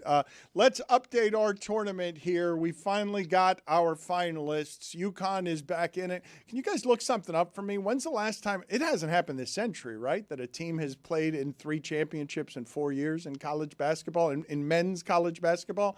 I think that maybe Kentucky did that last century, like in the 1900s. Not I think. I'm not. It's a fairly amazing achievement that Dan Hurley is back in this game again with this team. It's just John Wooden territory. I mean, three of 4 years. I think Kentucky did it in the late 1900s, but I don't think it's happened this century. And you're the late 1900s is the 90s. You're going to go with late 1900s? Yes. Yes, that's what I was doing. Late 1900s sounds like it's longer ago. You could have just said the 90s. Yes, I know, but I wanted to make it sound like Adolph Rupp and them boys. I wanted to make it sound like it was in the black and white days when could have gone 90s or 20th century, but you went late 1900s. Yes, I did. All right. Yes, that is what I did. That row shouldn't be critiquing anything I'm saying. No, so I'm not far critiquing. today. I'm just asking. So our tournament, Illinois is gone. UConn dragged them pretty good. They were trailing throughout the game. That means that this is now gone from our looks like tournament. Tony Reale looks like the overzealous owner of an Italian restaurant who always greets you at the door with my favorite couple when you walk in. UConn, if you do not remember, was from the loaded Adam Silver conference. So this plays for the title tonight. Adam Silver looks like a newly opened chapstick. Arizona, can you look up something else for me? Because I believe that Arizona is at taking threes. I'm stunned that Arizona made it as far as Arizona did with that style of play because, Zaz, I don't know if you were watching them very much this year, but they took the 3rd fewest threes in the sport. You have to be extraordinarily strong, physically strong and athletic to play in today's basketball when there are 340 some odd teams, and you take the 3rd fewest threes of anyone playing Division I college basketball. Jeremy, can you look up for me, please, what the other 2 teams were that shot fewer threes than Arizona? Because I'm sure they're nowhere nothing programs. For Arizona to not shoot any threes is a weird place and way to play today. That means this is now gone from our tournament. Jonathan Zaslow looks like an off-duty mime. and Michigan is favored to win, favored by 6.5 tonight. That means that this is favored to win our tournament. Michael Smith looks like the high school teacher that motivates his students by sitting in a chair backwards. It's a warranted 7.5 point favorite. Michael Smith over that. So it's not gone up to 7.5? Oh, is it down? 6.5. Yeah, it's down a little bit. Getting minus 6.5. We have said several times now that it was minus 6.5, and you decided to make it getting 7.5. That's what you decided to do with your microphone time. I mean, it was 7.5 yesterday. What do you want from me? It's gone down a little bit. Tough for Jeremy to be the best in the room when he's not speaking. What did I screw up there? What did I say? I think Zaz accused you of saying that Michigan was getting 7.5. Nope, he knows who I was talking about. Yeah, that's what he was. Yeah. Don't point back at me. That's what I say. Don't look at me, you off-duty mime. Damn. The story in professional basketball that got more attention than I was expecting this weekend, but I guess when it's LeBron James, everything around him gets a great deal of attention. So he just said matter-of-factly, as the oldest player in the league who has stopped caring about how some things are received, so he lets it fly a little bit more than people in his position usually do. He just basically said, let's move the team from Memphis with no appreciation for the basketball tradition and the love of that team that there is in Memphis, and just said, let's move it to Nashville. Let's get the Grizzlies out of Memphis and move them to Nashville. So the first thing I'd like to do is play the sound, the original sound that now has Rich Paul and LeBron James doing some backtracking so that we have the full context of what the backtracking is, because I don't want to change some of the facts here on what the controversy is with a confusion afterward as we try to fix things, because one of the things that's happened that I'm sure that LeBron had not accounted for when he was this flippant with this opinion is a whole lot of black people are looking at him and saying, LeBron, like, how do you not understand how black Memphis is and that Nashville is less black than Memphis? And what you've just done here is just moved a team that has an allegiance and a tradition in its community to a place that is more whitewashed than Memphis. And so here's the original sound from LeBron. Fucking high at 41 years old. You think I want to do that shit? Being in Memphis on a random ass Thursday. I'm not like the first guy to even talk about it in the NBA. Like, we all like, you guys have to move. Just go over to Nashville. You got Vanderbilt over there. You got the NASCAR. You got a stadium. Don't they got a hockey team too? Yeah, Predators. Yeah. Like, they got everything. Doesn't look like LeBron's going to be on the Grizzlies anytime soon, so Grizzly fans out there. Yeah, they know. Their only chance was in 2003 if they'd have won the lottery to get me there. And I might have pulled a Eli Manning and not showed up. That's a guy who left Cleveland and went to the big cities of Miami and LA and now has no time for some of these outpost places in the NBA. I wonder what he has to say about Oklahoma City and having to go there on a Tuesday or a Wednesday. They can do something about it. So, Zaz, what are your thoughts about that sound before we get to the backtracking? I think it comes off incredibly pretentious, you know, from a fan perspective, me being a fan, thank God this has never happened to me here as a Miami sports fan, but losing your team is obviously the worst thing that could ever happen to a sports fan. And for LeBron to get out there and to try and stump for the city of Memphis, for Memphis fans to lose their team. By the way, it's not like Nashville is a 15-minute drive. It's several hours away from Memphis. It is not the same market. So to call for a team to lose, a city to lose their team because billionaire LeBron doesn't want to stay in a Hyatt. By the way, I don't think, what's wrong with a Hyatt? But because LeBron doesn't want to stay in a Hyatt on a Thursday night, that's his rationale that the team should move out of Memphis. He looks awful saying that. I'm sorry. Now, it should be noted this is a thing amongst NBA players. LeBron mentions that a little bit. I think your issue is not just what he's saying. I'm actually enjoying the rare bit of honesty from LeBron, because a lot of the stuff that's said about LeBron is, he's a phony. Well, he is. He's a faker.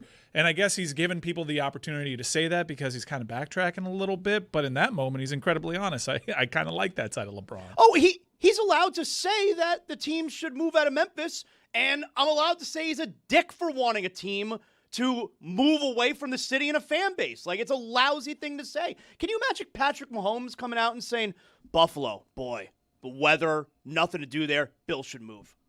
Like, it's the face of the league. It's the most powerful athlete in our country. Forget about other players are saying the same thing. They're not LeBron. LeBron is saying they should lose their team. This is only the story that it is because of who's saying it. There's no second place here. Like, Steph could say it, other people could say it, but nobody makes it this story the way that LeBron makes it this particular story. I have not heard the backtrack, so play for me what it is that Mike is saying here, which is he is now trying to dilute it a little bit. How people have taken those comments. What do you mean, taking? People been upset about the fact that Memphis was looked at as a team that, you know, a lot of black people in Memphis, right, compared to like Nashville, for example. So people Did I say I don't like black people? No, I didn't say that. But there were people who were wondering why Memphis was targeted. Like Milwaukee was too. Did they miss that one too? They didn't see that? Not as much commentary. Oh, yeah, okay. I said Milwaukee as well. Yeah. 41 years old. There's two cities I do not like playing in right now. And that's Milwaukee and that's Memphis. What is the problem? I don't like going home either. Shit, and I'm from there. What is people are ridiculous. Just took a shot at Cleveland, too. A little shot at Cleveland at the end there. So, first of all, there's zero self-awareness, apparently, why black people would be upset with what he said there. The optics of no him, self-awareness. The optics of him talking about Memphis while playing golf, with making a bunch of white guys laugh. And let's name all the white things that Nashville has. Hockey, F1. NASCAR. He mentions Vanderbilt. Okay, so there's no self-awareness about why black people, and I'm not going to speak for black people, Well, the but why they Vanderbilt might on be his upset. team is black, though. The Vanderbilt that he's got on his team is a black guy. Let Zazo speak for black people. And then Go on, Zess. No, I already Go said do I'm it, not do going to it. speak for black people. All right. But then you get the whole I don't like the city of Milwaukee either. I don't like going back to Cleveland. He didn't say move the Bucks. He didn't say move the Cavaliers. Like, he doesn't address at all. He's allowed to not like Memphis. He didn't ask for any of these other cities to lose their basketball teams. So it's like he's out there gaslighting everybody about what they're upset about. Draymond Green and Anthony Edwards have also ripped Memphis hotels as being dirty and some of the worst in the NBA, but they didn't use that to say they should lose their team because I'm sleeping in dirty hotels. I do think that this is just big city privilege. At this age, this superstar doesn't want to be visiting any of these smaller cities. The infrastructure of Memphis is not great if you're an NBA player. Like, I've talked to multiple NBA players that have said the same thing. All right, he spends one night there, makes $50 million a season to play basketball. Wow, I got to stay in a Hyatt. I mean, come on. Let's listen to Rich Paul. Rich Paul is doing this podcast with Max Kellerman, and I look forward to seeing how Max creatively gets around the fact that Rich Paul can't say certain things anymore because he's been burned a couple of times. Let's listen to what Rich Paul, LeBron's agent, has to say about this. Again, there's people in Memphis that don't want to be in Memphis. Yeah. I'm There are from people in New York who don't I'm want to from be in New Cleveland. York. And guess where else LeBron don't want to be? Akron. Right. He's from there. Yeah. You don't want to be there. He just outgrew it, which is fine. Like, Right. Again, not even coming close to addressing what people are upset about. You have, though, speaking on behalf of black I don't people. know You are. You did do that. I heard you do it. You're a race war expert, as Well, we have said before around It's not here. cool. It's just not cool to lose their team because I don't want to sleep in Hyatt. Cooper Flagg over the weekend had 50 points as a 19-year-old. And while I want to enjoy the things that are amazing that happen in sports, I also do want to ask you guys, because basketball has very few numbers that matter. And 50 used to be one of them. Is it still? It doesn't matter anymore? 60 the new 50. Put it on the poll at Le Batard Show. In basketball, is 60 the new 50? And also, give me the other numbers in basketball that matter, please. Because if you're going to take that one, I don't know how many more we have. The numbers in sports are something that people, I'm going to say, are crunching more than ever. Wouldn't you say there's more numbers crunching going on with fantasy leagues, measurements, arithmetic than you've ever seen happen in sports? And basketball, if you take away that number, what's left? What number is left? Because I am poo-pooing the performance when I shouldn't be. 19 years old scoring 50 is crazy. Not only that, he had 45 after that. He scored 96 points in a matter of 2 games. Well, yeah. But Heat fans can rest easy knowing that instead of that, they got the worst beatdown in NBA playoff history. That's not the way it works. That's exactly how it works. That's exactly how this one worked out. We've been talking about that for That's 2 not how 3 it years. works. It doesn't mean because the Heat, if they would have missed, they would have had playoffs- the same exact pick. That was their pick. That's not the way it works. So you're saying it's collusion then? What are you saying? That's how taking your chance in the lottery works. Sometimes you get lucky. It wasn't the Heat's pick. It was the Mavericks' pick. Okay, and what happened? Who should have been there? The Mavericks. The Heat. The Mavericks. The Heat. Amin Al-Hassan is going to join us here to do his weekend observations in the next hour. And one of the corrections that he made of me correctly last week is when I said that the Untold series on Netflix is one of the last places where good sports documentaries are being made. And the correction that he made is not all of them are very good, and he's right, because many of them have traded being good. The University of Florida is the greatest example of this. That was a shitty documentary, and it was made only because they wanted to get access to Urban Meyer and Tim Tebow, and it probably did very well, even though it was a profoundly shitty documentary that whitewashed a whole bunch of stuff that you can't just gloss over if you're trying in any way to get somewhat close to the truth. But the one on Lamar Odom's really good. And I was not aware of just how dead Lamar Odom was. Like how many seizures he had, the coma, how many heart attacks that he had. And they get in there. And what Khloe Kardashian was dealing with, trying to take care of somebody who had descended into the worst kinds of drug addiction. But one of the things that Lamar Odom did just casually that made me laugh during the documentary, and I didn't think I was going to be laughing when he was talking about infant death syndrome and where it is that it took him. But he's like, no matter your God, whether it's Yahweh, Jehovah, Christ, or Kobe, and the way that he said it was not just charming, because he's got the kind of charm that the best drug addicts have, where you want to believe them, you hope to believe them, but they are such drug addicts in his case that they overdose with gluttony and excess in a way that is just vastly destructive. And I'm telling you guys that this is a documentary worth watching. I don't know if the Jailblazers one is worth watching. I do know that everybody was trying to get that documentary, and it ends up getting made for whatever the trades of access have to be made, so that you run the risk of telling a more diluted story. Do you guys like this as content? You're basketball fans. Do you? The Jailblazers story is something that people have been wanting to tell for 20 years because of how close that team came to winning the championship. They almost knocked out Jehovah in the conference. Those were the conference finals, right? Where the Lakers on the road were down double digits at a time that meant something, being down double digits.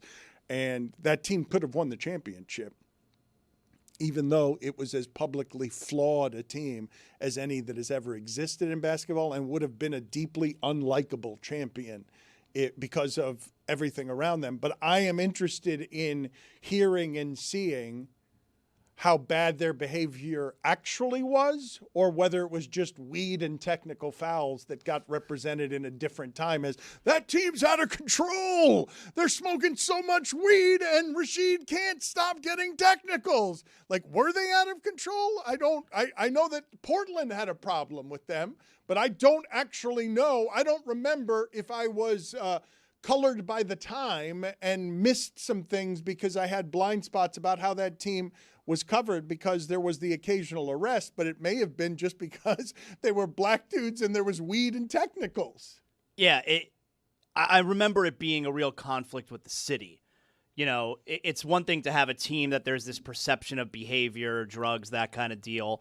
Usually in a big city, you're not going to really get the fan base to care so much.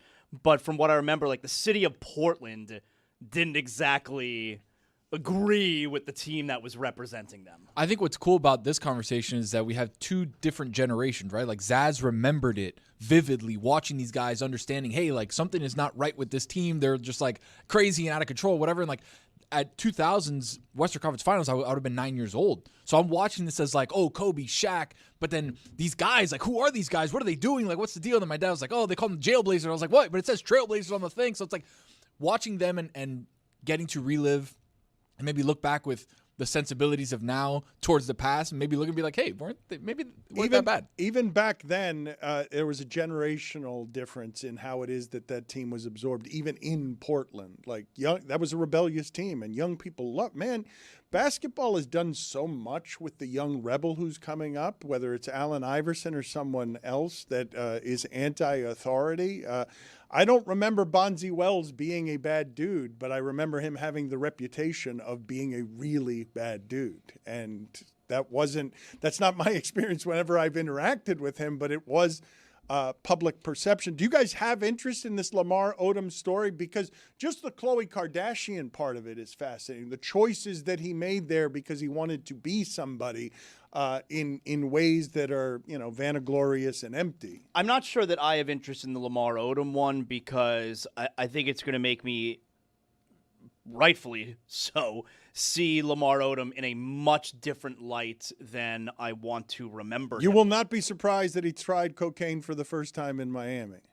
Like I have really fond memories of the 1 year, believe it or not, just 1 year, but it was highly impactful for a Heat fan. The 1 year that Lamar Odom spent here in Miami in 2004, and like I have really good memories of Lamar Odom. I obviously know from afar the things that he did and went through, and I feel like it's going to make me sad. That's one of the reasons that Mike Ryan expects so much from this Heat team. You get Lamar Odom, you polish him up, and you get Shaquille O'Neal in exchange for Lamar Odom. That seems like a million years ago, the aggressive doing of that. They went 42-40 that season. Miami fell in love with that team. What a team. Yeah. What a team. 42 Back when and Pat 40. Riley wasn't afraid to make a deal that hurt a little bit. And they traded for Shaquille O'Neal. But I am telling everybody listening to this, Untold has been hit or miss. I don't know if you guys have been following this series. It's a great idea. I stopped following because of the misses. The Florida one was so egregious. There's no consistency with the filmmakers. So you'll have on one side of the spectrum Marty Fish's Untold, which was spectacular and honest. And then you realize that the whole premise can be manipulated depending on who's telling the story and who's behind making it. And that's what made me go out on the entire concept. Now, this seems having an honest subject is a big part of it. The fact that they got Lamar Odom and Khloe Kardashian to talk about things. Okay, I'm just going to give you a handful of the details in here that are sort of rich.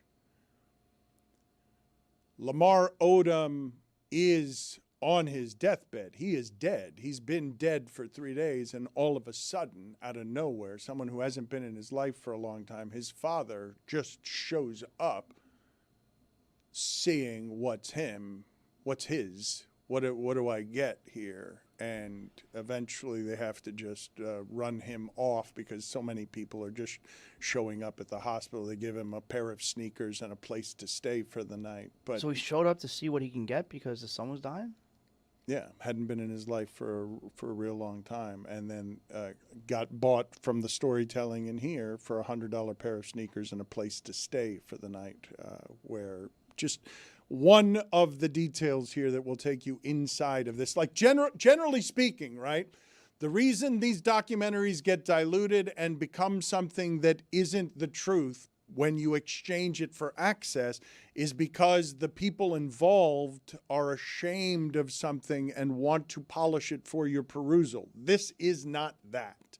Like that you're getting the gory details. Whatever Lamar Odom wants to get from this, it's not because it's not embarrassing to him, and it's not because they're not covering the subject matter that you would be interested in. If that's the case, then I'm into watching it. If it's a sanitized version of Lamar Odom's obviously publicly dirty life, then I don't really care about that. Like, I want to see the dirty stuff. It's the dirty stuff, and it is the trade that not very Dirty many, rotten? Yeah, dirty and rotten. It's the dirtiest and the most rotten of the things that happen with drug addiction, which we've been talking about a lot lately regarding the Tiger Woods thing. The other thing, and I know you guys talked about this some on Friday, but I am just curious.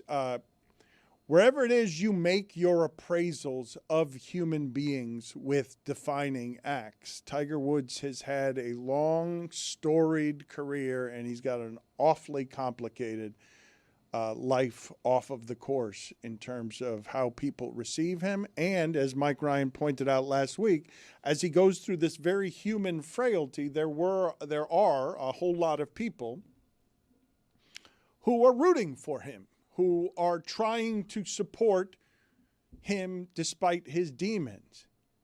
But I will tell you that I found it wildly off-putting to see a video of him with the police just saying, yeah, on the phone with the president. Like, just so unnecessary. And it reminded me of Stugotz telling the story of on the air very early in our days doing this, saying, I've got a dinner with Dan Marino. There's no other way of saying that. I'm like, you could have just said you had a dinner. And in this particular case, what was he trying to do? He was trying to get away Trying with to get it. out of it. Yeah, he was trying to get out of it. Really simple. Like, and you can kind of tell from like the body cam also, like it may be reckless, but I made the point. A lot of people, especially in that area, huge Tiger fans, rooting for Tiger. And this was not one that he could get away with. I mean, Tiger Woods has the kind of charm that would lead me to believe, like, him being Tiger Woods has gotten him out of sticky situation occasionally. But that's not only not charming. When being Tiger Woods isn't good enough that you have to say to try and get away with it, that you're on the phone with the president. That's what I'm saying. He flipped the vehicle in a residential neighborhood. You can kind of tell, like, from the video, the cops are like, you can't get away with this. But you're calling Donald Trump in order in that moment to tell the police to not arrest you? Yes. If you're desperate, Danny's and high. you have direct access. But how is that? Remember, he is dating a Trump. Yeah, like I can see in a sticky spot where I call my father-in-law. I'm just saying, like, he's dating it's not Donald Trump's former daughter-in-law. I'm not surprised. In fact, when this first broke, I was like, I'm surprised Tiger didn't do that. I was actually giving him credit for avoiding that. And then you're like, damn it. And then, like, it was like the first thing he did. Let's watch this. Just keep you down here with us, please. Yeah, I was just talking to the president. That hand flip is the most egregious thing to me. Of just this, like, I'm just no big deal here. I was talking to the president, but you can't hand the phone over to the police officer? Like, what? He'd already finished talking to him. He doesn't that's even want why, his phone. He's just like, because apparently at the start of this video, he's way down there. It's just like, hey, you got to be down here near us. That is ugly in a way that Chris is saying it's just the hand gesture, that the hand gesture is dismissive. But you do realize that Tiger Woods and LeBron James, these people live in a galaxy that's unlike any of the galaxies. I mean, we do know this, unlike the galaxies that we live in, so that being in Memphis on a Thursday is something that you do not wish to do with your stardom. And having to deal with police officers applying rules to you and your reckless life is not something that you wish to deal with when making a call to the president of the United States. That makes me think, that what he was trying to do there, he's trying to show me something, and I'm having the opposite feeling on whatever it is that he thinks he was trying to accomplish there. It's the exact opposite. Mike, when are you and Tony leaving for Talladega? What are the details of this trip? Are you going to be in an RV? And what do you think is going to happen with Tony in Talladega? So last year I went to Talladega for the first time. It was one of the greatest sporting things I've ever done. And this year Cuervo is sending me and Tony along with my friends, and we've added to the crew, Dan. Of course, you know, you have NASCAR Nate that's going, College Mike is going, Eagle Eye is going, and of course, the Watermelon Man is going to be there as well. Tony is now joining this illustrious crew. We've gotten a big RV. I just got a text. A beautiful one, by the way. It's a Rambler. You showed me the video. It looks incredible. Talk about a Rambler. Palatial. And DK is hooking it up. I just got final word. It looks like we got a slip on the back stretch. And now all we need is the Cuervo to have ourselves an incredible time. And I am so ready for Tony, who does not like NASCAR one bit. He's not a NASCAR guy. Not a NASCAR guy as of yet. It's not part of his sports repertoire.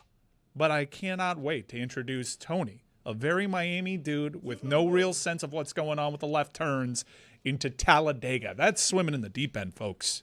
Talladega Tony, I'm ready. We're going to go and dominate, Dan. Are you guys all staying in the RV? Yeah. Everyone? It's going to be Eagle Eye. How many does it? It's going to be Eagle Eye, NASCAR Nate, College Mike, 10-Day Tony, myself, and the Watermelon Man.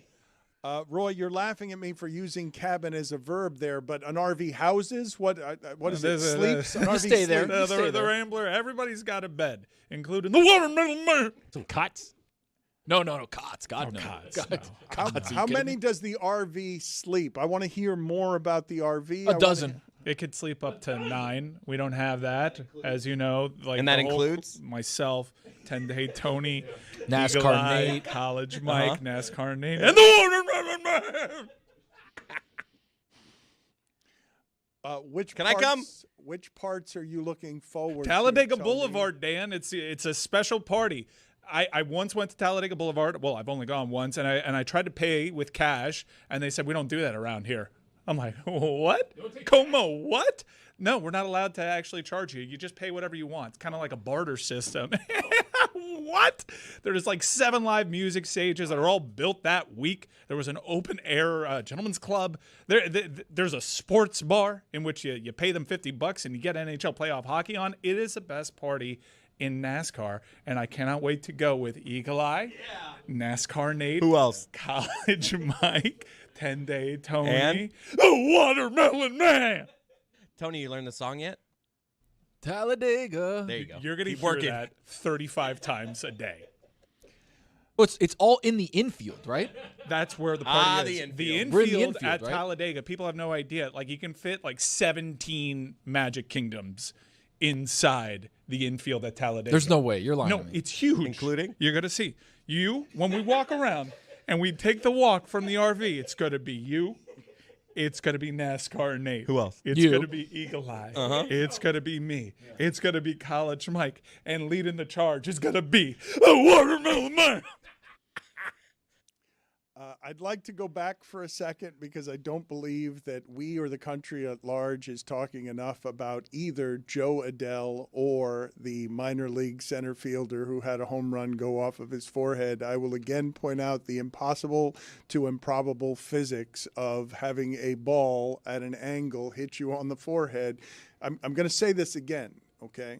Just without the audio audience being able to see the video, I'm going to say, do you think it's possible for a human being who is 20 feet from the warning track to have a fly ball hit his forehead at an angle that makes it go over the center field fence? Could you guys, if I had said to you, all of you, without showing you this video, do you believe it is possible that I can ever in the history of baseball or video show you a video that hits a center fielder on the forehead 10 to 20 feet from the warning track and goes over the fence? Would you have said, yes, it's possible that you have a real video that is not AI doctored? Why didn't he just catch it? It's amazing. There's so many parts of this video. One, how high the fence is. That's a 15-foot fence. That might be the craziest part about this is how high the fence is. Because people just listening to this are thinking of like the Fenway Park. Like a Little League the fence. little wall. Right. It's closer to being the Green Monster It than is it is the other closer side. to the Green Monster than it is a small wall. And another thing we're not talking about is how much pain the center fielder is in. Because I feel like the Canseco one, he doesn't even feel it. No big deal. This guy holds his head, is in extreme pain, and no one's checking in on him. Is he okay? Do me a favor, Chris. Tell the guest bookers right now to get me that center fielder. Look at him. Okay? He's in real pain. Tell the guest bookers right now I want to see that welt.